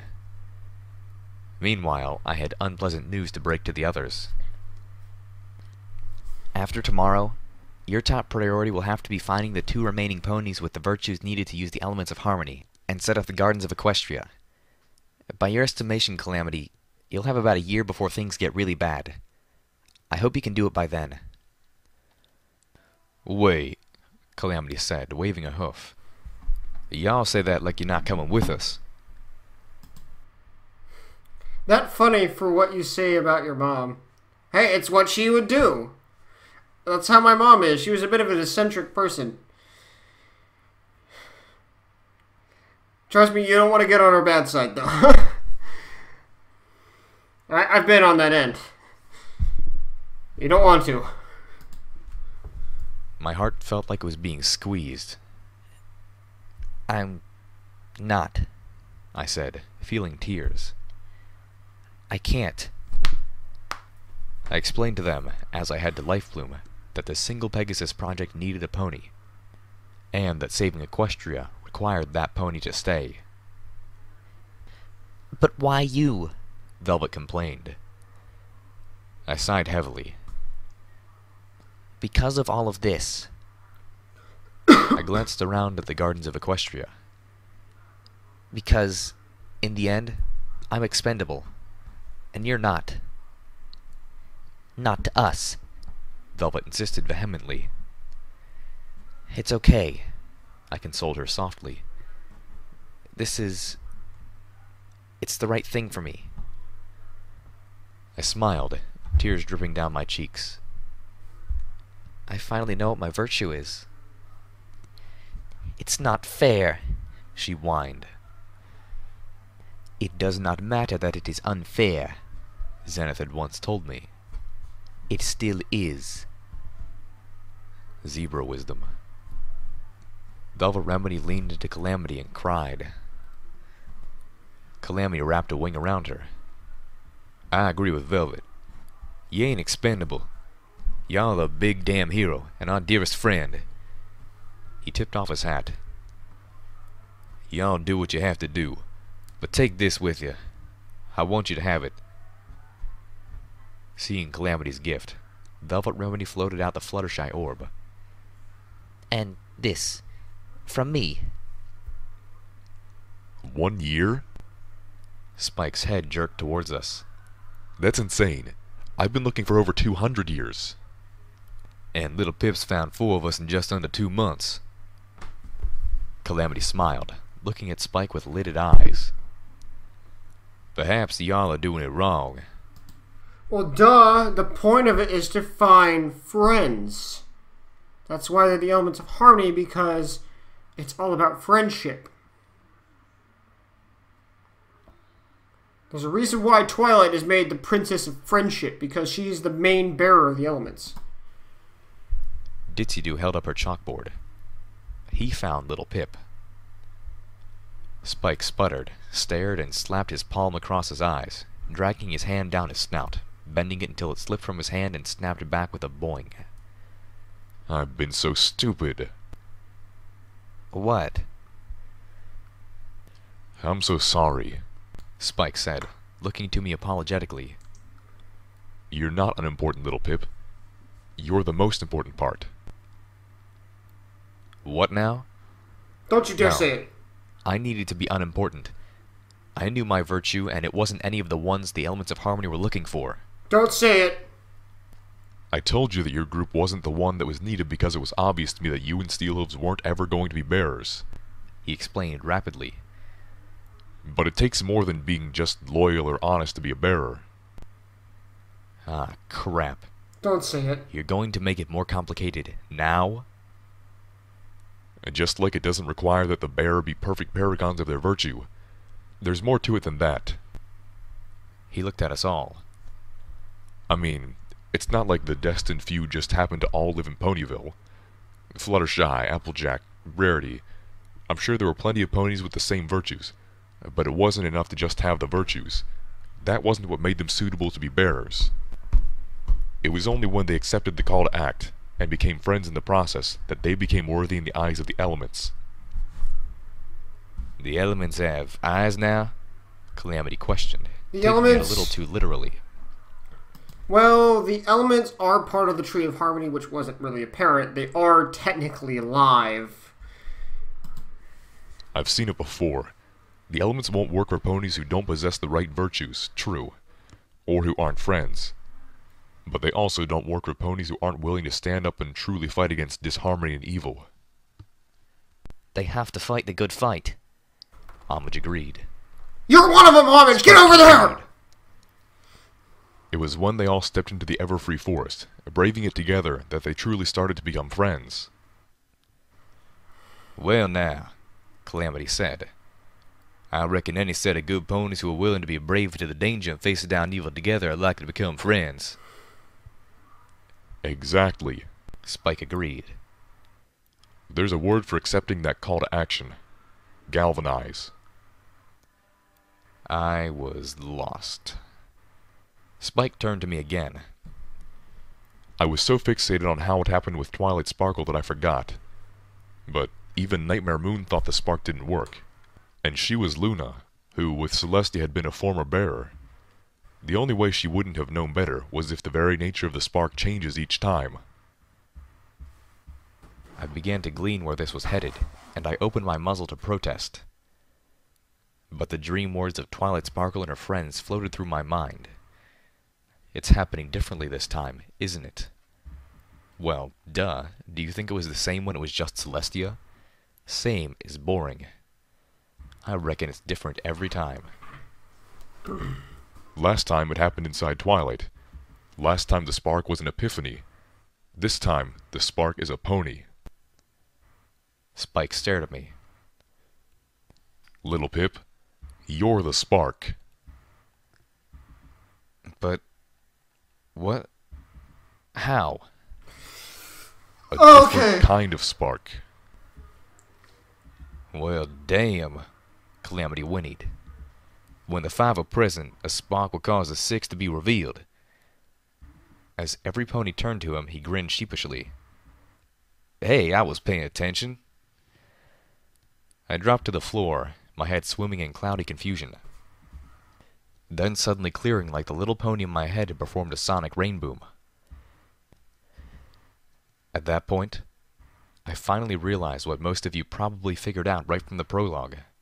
The true meaning of my cutie mark. A feature not to be forgotten. Pit bucks keep track of the location of tagged objects or people. If a pony somehow got lost, it could help find them. Like I had with the ministry mares. They're stories which cry out to be remembered.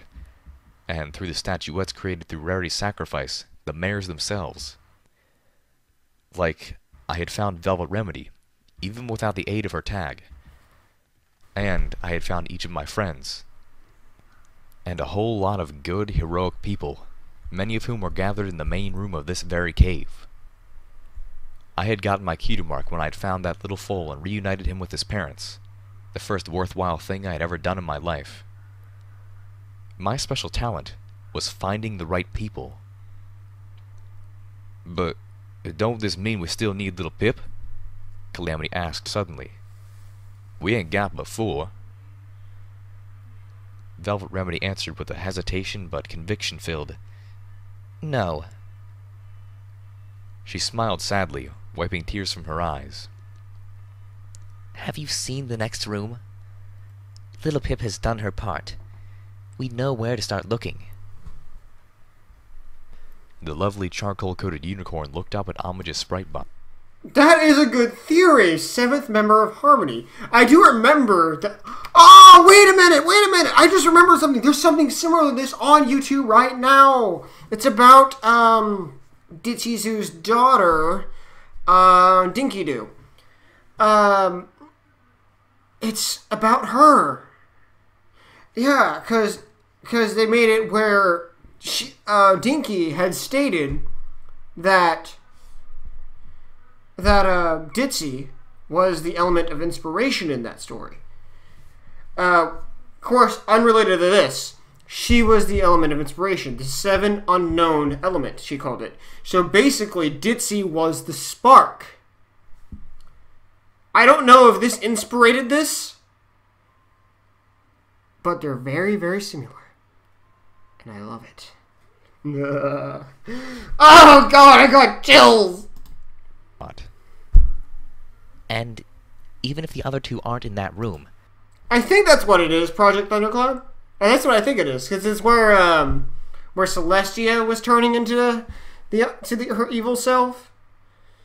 Since now they already have a name with it, I guess we can call her Daybreaker. But they didn't have a name for it then, so... We know where to look next. We look to each pony who has been galvanized to action, to fight the good fight. By the example of the Lightbringer, the DJ pony has beamed to every corner of Equestria. Today, a spectacular explosion of effervescent purple ripped through the New Hope solar array.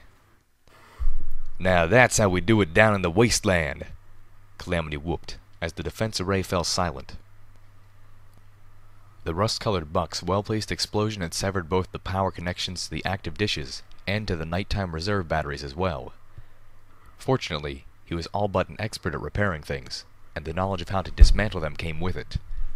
Plus, he had come with a sack full of explosives looted from the Overcast, and one special little surprise.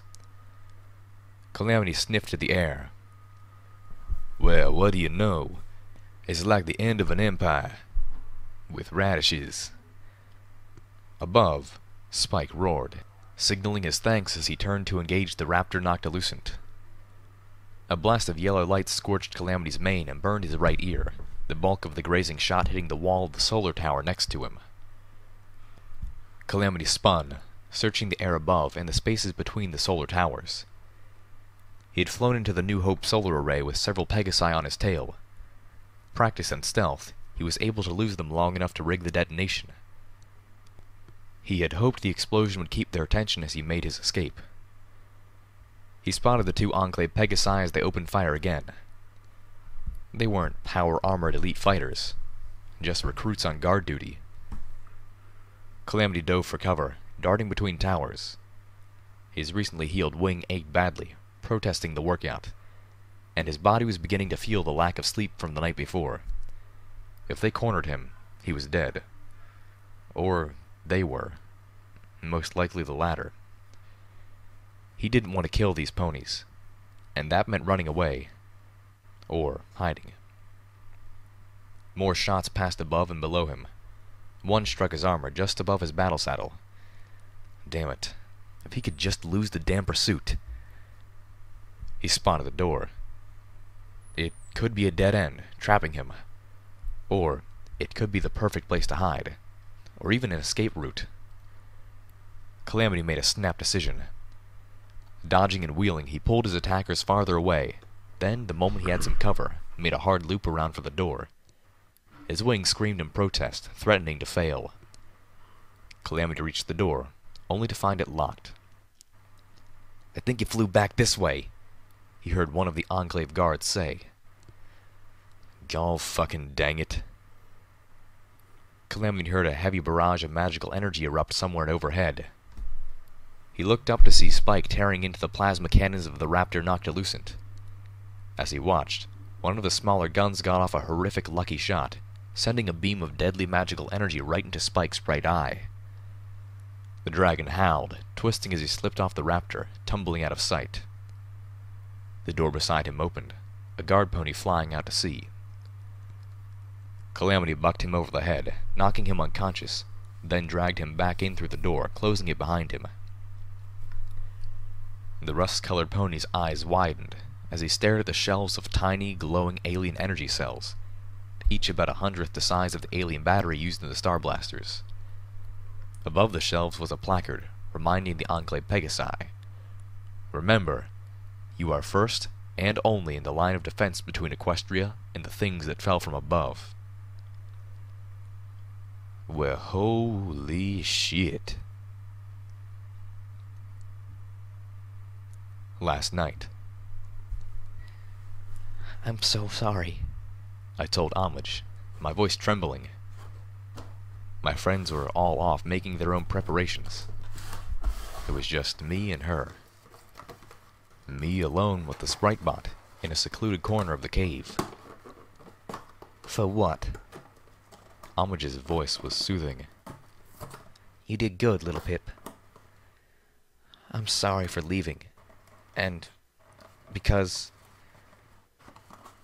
I thought of the dead, all those I didn't save back in the Everfree Forest. not good enough.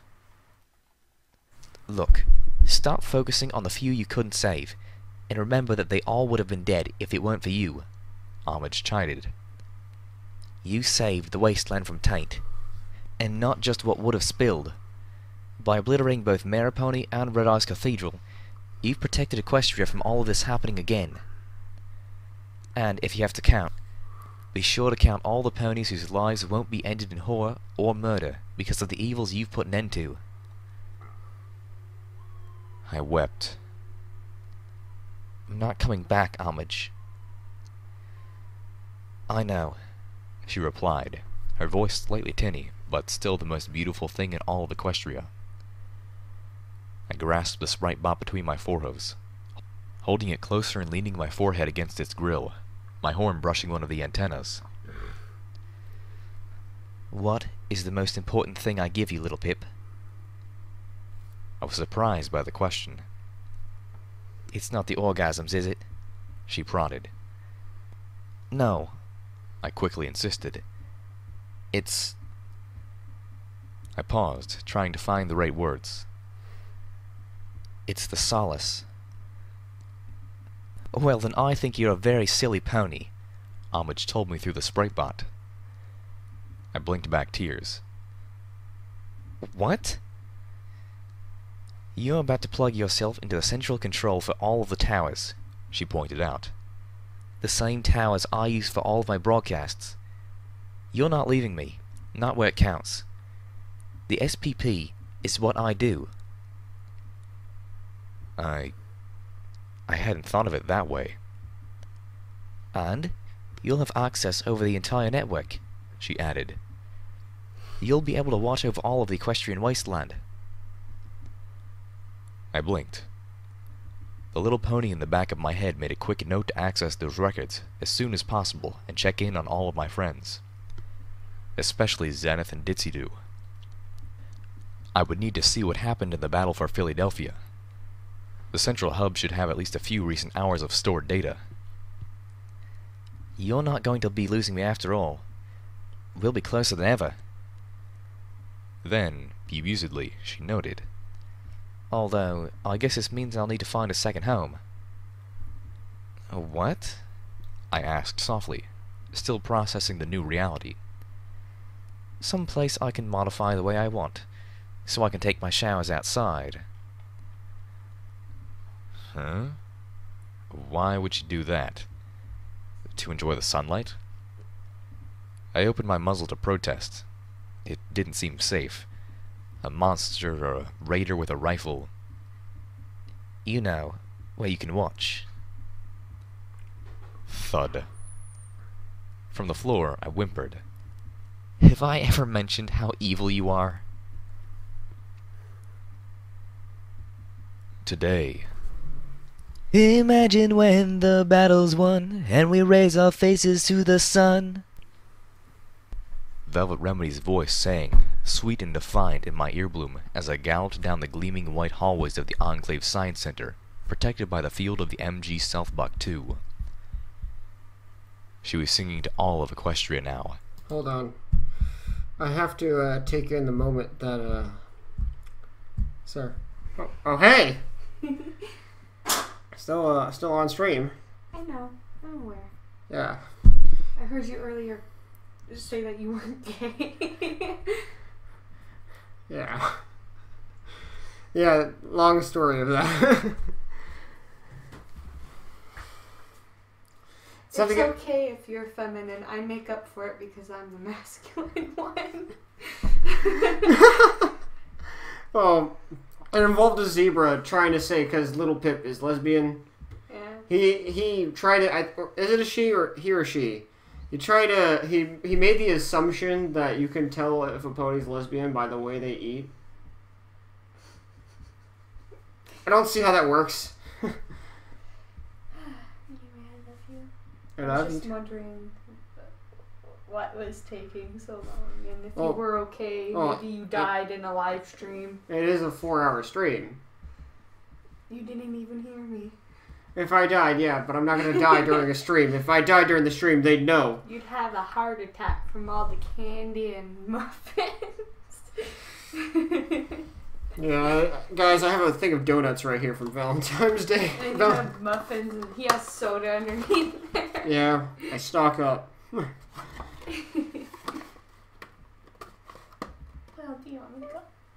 Wait, the eating part was a reference to bridal gossip?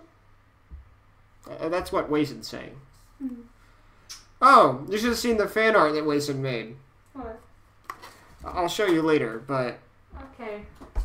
Let me guess. Involving... This, yeah. Okay. I love you. I love you too. Bye. Oh, he says hi! Hi! The entire wasteland, wherever there was a radio, they were hearing her voice. The song was a rousing anthem, something to embolden the spirits of Equestria's fighters, to give them strength. Equestria will live forever. Something to galvanize. I reached the cell block with a few minutes of invisibility to spare. A quick sweep of the area told me all I needed to know. Ah, that's what it's... Oh, bridal gossip. I remember the name now. Oh, God, why didn't it click in my head? I remember... Why did that not click in my head? Because that name... That particular episode's particular to me because, when I was watching the show, I was trying to watch it on my phone, and I ran out of data, and I was trying to load it, and that particular episode was the one I'm having trouble loading, so... Yeah, I understand bridal gossip. The cell doors had no accessible locks. They were operated entirely from the terminal in the guard office. It had a cloud interface. Fortunately, I could do those now. I slipped into the guard room and started hacking while the two guards were busy talking about the attacking dragon. My ears perked when one of them claimed the defense grid had gone down. My heart leapt. Calamity had been successful. Which meant that the albino hellhound's little lesson in explosives had probably paid off. Maybe it was a good thing I didn't drink that glowing soda after all. I hated to think what it would have done to my insides. The password was invincible. Right. The terminal brought up the door controls, as well as a host of guard alerts. Most of them were from the last 20 minutes, and had to do with the currently ongoing attack. One of them was not. Disposal Order Number 34. Subject, Fluffykins. I didn't need to read it. I knew what it was. The order was dated this morning, 3 hours ago. Assuming the guards here weren't any swifter than they appeared, that meant that Fluffykins the Warclaw was still alive, and that the Enclave was about to execute her. After all, their Hellhound control had just been field-tested and battle-tested successfully. They didn't have any need for her anymore. It was with a sense of justice bordering on pleasure that I opened her cell door, then moments later trotted past, floating a present across the gulf of clouds to the small metal platform she was confined to. Just a present from a friend, I called out as my invisibility failed. Part of me wanted to linger, if only long enough to see Fluffykins open it and make sure. Oh, you want me to start earlier? I can't guarantee anything like that because I do have my job to worry about. Because I don't know when I'll start it, and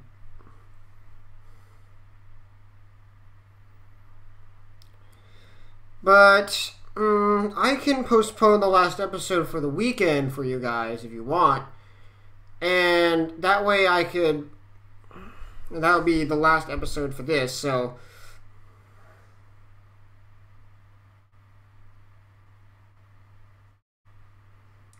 and also, by the way, the epilogue and afterward are going to be right in the same video with the last chapter, so that's very important, guys, so you know.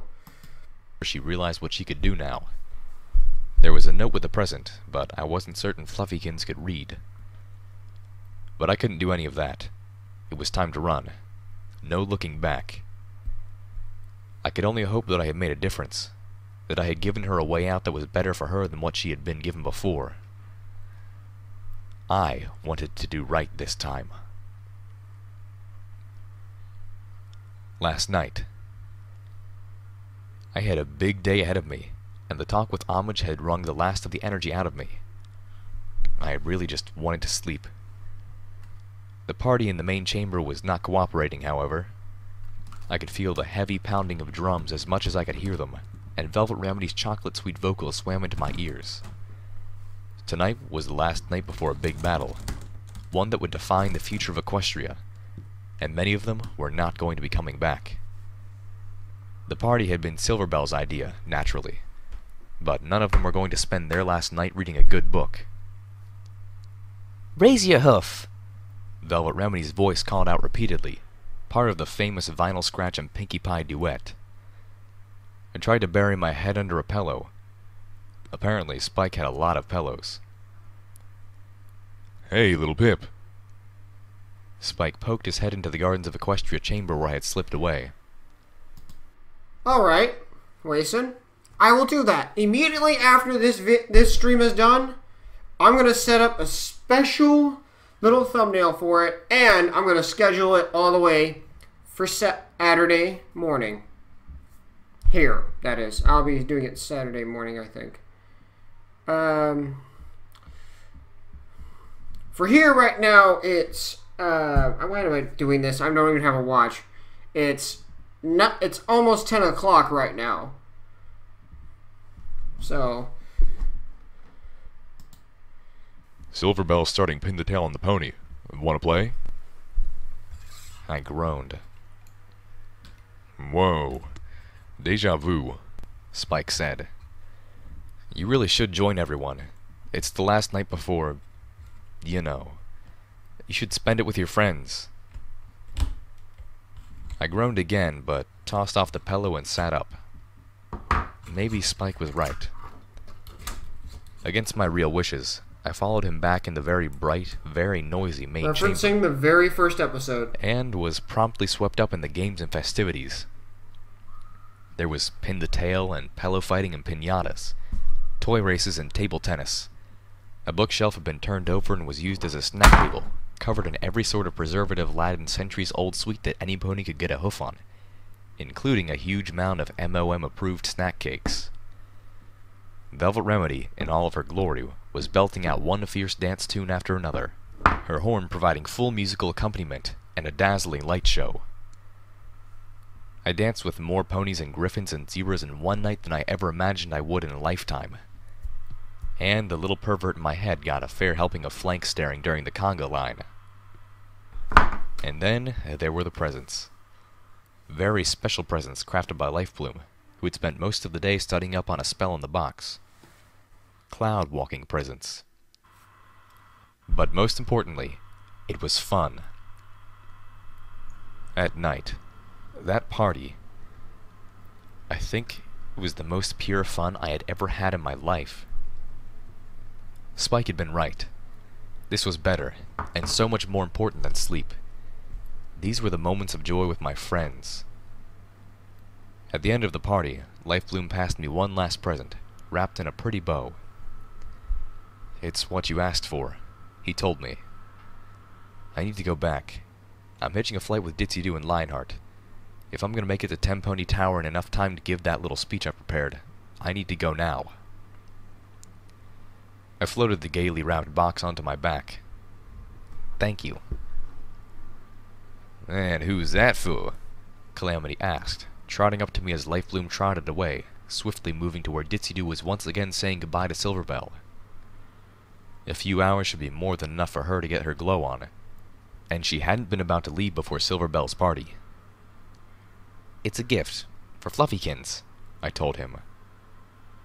Calamity sighed. "Little Pip, you know we ain't got time for that."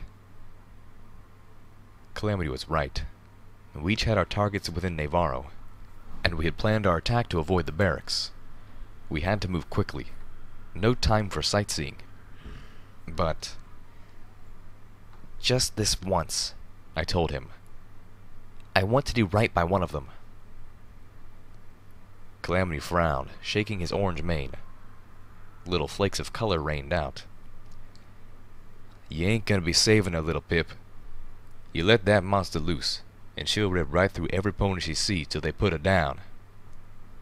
He pointed at the box. "This ain't gonna give her life back." "I know," I confided. "But if she's alive, it's what she'd want. She was a Warclaw. She wouldn't want her life to end imprisoned and tortured to death. Who would?" "And just when did you start factoring?" Your phone is going off. It is? I think you got some text messages. Hold on, guys.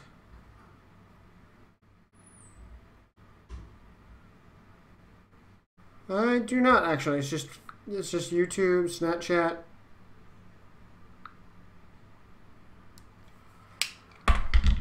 Shit like that.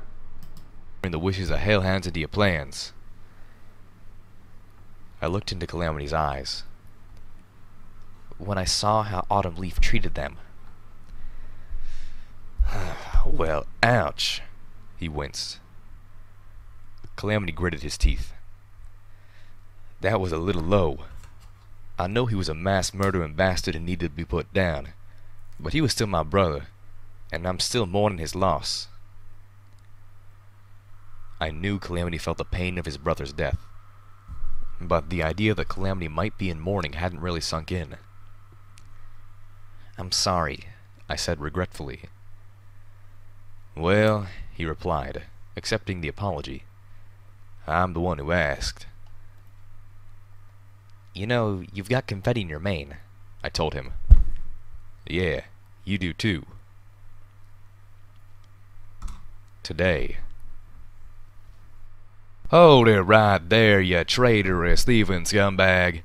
We're under attack, and you think it's a good time to pilfer supplies? You're stealing from the Enclave, you worthless shit. No pony steals from the Enclave." Calamity had just finished relatching his saddlebags when the voice tore through the air behind him. "Hello, Dad." He turned around to face his father. The drill sergeant froze, staring. Calamity stared right back, eyes locked on his father. Then he sighed. "You know, I always reckoned I'd have loads to say to you if and I'd ever have the chance," he said wearily. "But now that I do, I got nothing." The older stallion glared. "Calamity!" Then he raged. You're the one attacking your country, your own kind. You're with the damn dragon. You?" Calamity simply shook his head. "There's so many things wrong with that, I don't know where to start." "And you came here, killed ponies. Why? Just to steal?" Calamity glanced back at his saddlebag before answering. "I came here to save ponies, Dad. And they're just a little insurance policy. Something where all my friends better leave here alive if the Enclave ever wants 'em back."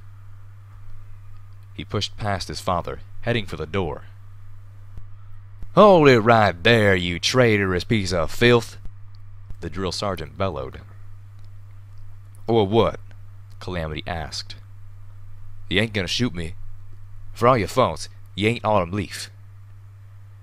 Well, I'll beat your ass till you wish I had. Calamity looked back at his father, considering this. Nope.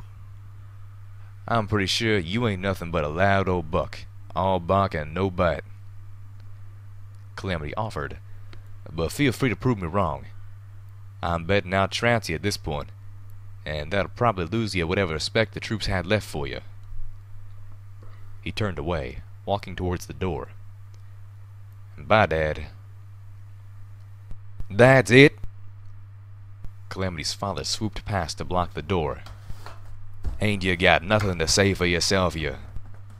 Calamity cut him off before he could find more colorfully derogatory language to spew. Nope. Then, with a second thought, he added, I'm sorry Mom died. I'd say something about how badly you dealt with it, but I reckon you already know. My best friend pushed past his father and opened the door. You got a man, you know, his father said softly, letting his traitorous son past. I really liked her mane. Calamity spread his wings and flew away, saying nothing. This morning. So, Barkinsaw, I asked. Feeling ready to ride a dragon? I'm really not comfortable with this, Spike reiterated as he lowered himself down enough for the Hellhound sniper to climb onto the makeshift saddle Calamity had cobbled together while I was talking privately to Homage. Within minutes, we were flying over the clouds. Spike had taken me in one of his hands, and I was floating Velvet and Calamity behind us. Thank you for the poem, man. My Pegasus friend could fly on his own, but not well enough or fast enough to keep up with a full-grown dragon. The world above the cloud curtain was breathtaking. The air was crisp, fresh, and warm in Celestia's light. The sun gleamed off the clouds, a rolling canvas of bright, clean white. I felt a little wretched, knowing that I was bringing war up here. As we passed other mountaintops, I spotted one that looked like it had been gutted. Wason, I think you should wait till like when the story's done, when this chapter's done. That way we could read it out towards the end and all that stuff. Also, remember, just don't forget to post it in the comments of when the video posts. So, yeah. All that remained was a gleaming skeleton, like the mountain was a carcass whose bones had been picked clean. I called over to Calamity, pointing it out. That there was Stable 98, he informed us. Weren't many Pegasi stables. Most of the ones we did have were built into the mountains. The clouds ain't much protection against mega spells, and Pegasi have more need of vertical space than most ponies. That called for a different design. The bare, exposed remains slipped behind us. Enclave stripped all the ones they could find down to the last plate of metal ages ago, he added. And they've been taking what's left of the frameworks as needed. Several minutes later, we caught sight of a Pegasus city. The stark contrast between those buildings, gorgeous monuments to the past, and the ruins I was used to picking through broke my heart. It was a window back into the beautiful, sunlit past of Equestria as much as any memory orb. But something felt wrong. The city, for all of its splendor, was achingly hollow. The ancient towering buildings and flowing rainbow waterfalls dwarfed its scattering of inhabitants in both scale and grandeur. The Pegasi felt like termites in a tree, or like mice, carving out their own little mouse holes within a much greater home. It was not the thriving civilization I had envisioned. Spike lowered into the clouds, the dampness plastering my armor to my coat and matting down my mane, the vision of the preserved world immediately gone, replaced with a haze of gray and white. We would travel the rest of the way obscured by the cloud curtain until we were virtually under the base itself. 10 minutes ago. Brilliant blazing light erupted across the sunlit skies over Philadelphia. Beams of purest sunlight, thin as tree trunks, rained down from the crisp blue like white-hot javelins, incinerating everything they touched. The Twilight Society guided the Megaspell's power judiciously. Instead of bringing the Megaspell's full power to bear, destroying the landscape, they wielded it with surgical precision. Celestia 1 struck down the worst, the most dangerous, on both sides. The goal was not to win the battle, but to end it, and to save as many of the innocent and helpless as possible. In the end, the ponies in the ritual chamber decided they had been chosen to do the right thing after all. Not the pleasant thing. Not something, if they had their preference, they would ever do again. Not something that would make it easy to sleep at night. But the right thing. Right now. My hoof hit the hard red barrier, sparks of energy crackling out from it. The shield felt as solid as a steel wall under my hoof. I reared up and slammed my hoof against the shield surrounding the SPP central hub once again, and fell on my tail when I rebounded. I wasn't going through. But I had been so sure. I was 3/5 alicorn. More importantly, I had something no pony who had attempted this had brought. I had a perfect replica of the soul of Rainbow Dash. Of all the Ministry mares, actually. Right here in my saddlebags. If the bones of Luna hadn't been enough to get through, if the Enclave's goal to use the severed head of Rainbow Dash had been attempted and failed, then it stood to reason that the shield's bypass was designed to register something much more important than mere genetics. I had to be the one who could get in. I had been promised this. I had it all worked out. This was my purpose, my destiny. I began to cry. Right now, so many were fighting, probably dying, because they had faith in my plan. Faith in me. How could I have been wrong? Again. Sunshine and rainbows, she had promised. I heard the sound of explosions and massive energy discharges from the remaining raptors. My crying became weeping. I had put so much, risked so much. On what? Don't listen to her, the potted plant had insisted. She just wants you to fail. Goddesses, what have I done? Pinkie Pie's voice came back to me. Everything will just end in sunshine and rainbows, she announced gleefully. As long as you're willing to face the fire, that is. Face the fire? I looked up at the heavens, the bright blue of an endlessly deep sky. What fire? I whimpered. I had already been through the Everfree Forest. I'd faced Canterlot, the Enclave, and so much more. Haven't I already been through enough? Can't I please just win now? A dark shadow washed over me. As long as you're willing to face the fire. Spike! I shouted, waving my forearms desperately. I need you! As the huge purple dragon banked and landed, I wanted to run. I wanted to ask him if he trusted Pinkie Pie, trusted her predictions and her advice. But I didn't. It wouldn't matter if he trusted her or not. This wasn't about him. This was my leap of faith. What you need, little Pip? Spike asked. He looked bad. The raptors had gotten several good strikes in on him. His scales were scorched or slagged over much of his body. He was having a difficult time sitting up straight. Spike had lost several of his scales and was bleeding from the blistered pit where his right eye had been. I walked up to the shield and turned towards the wounded dragon, pressing my body back against the hard field of crackling energy. I need you to breathe on me, I told him flatly. What? Spike roared. Please, just do it. Quickly. No. Spike reared back. You'll die. I'm not going to kill you. Please, you have to. No. Oh, goddesses. Why are you making me do this? I lied, I told him. What?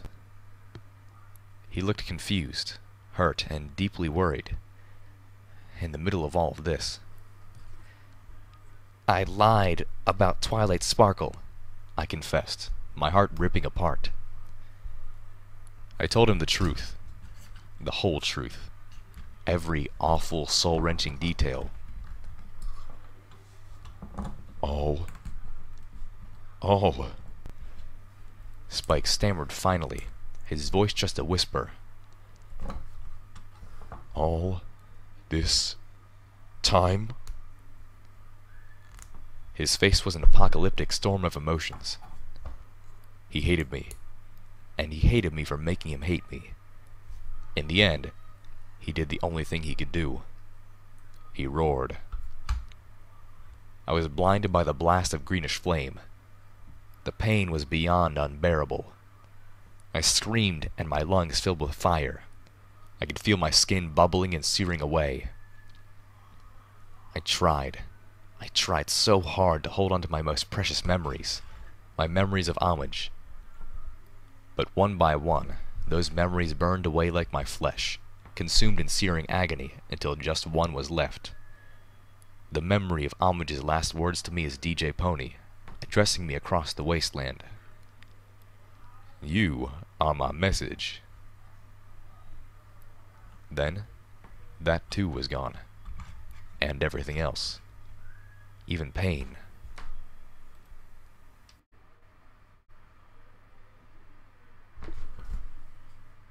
What? What? Are you kidding me? No, I know that's not it. Because there's gotta be a happy ending to this. There's gotta be.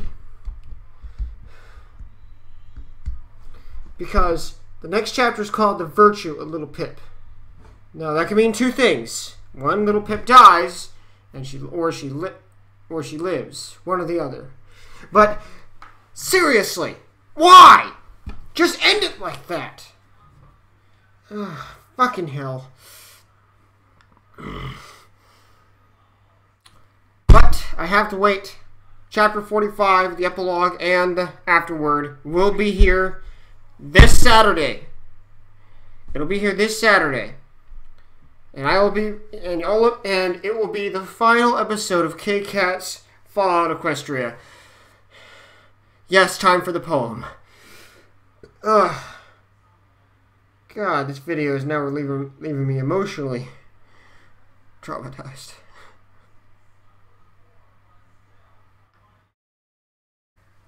Fucking Pinkie Pie, you're too literal.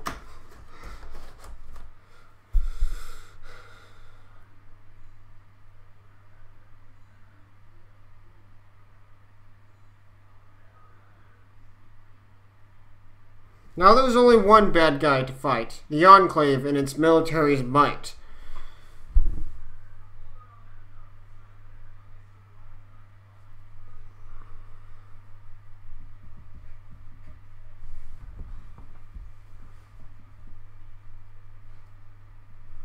So our heroes regroup and they rally the troops.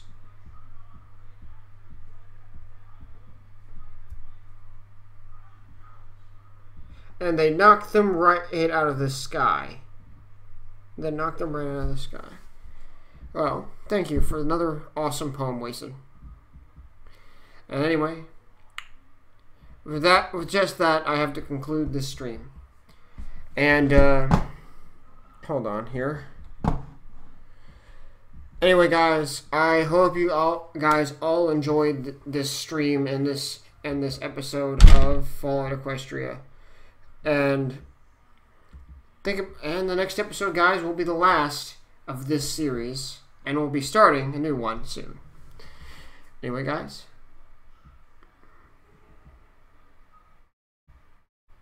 Got a better last line, you say? Well, I'll wait to cut this off.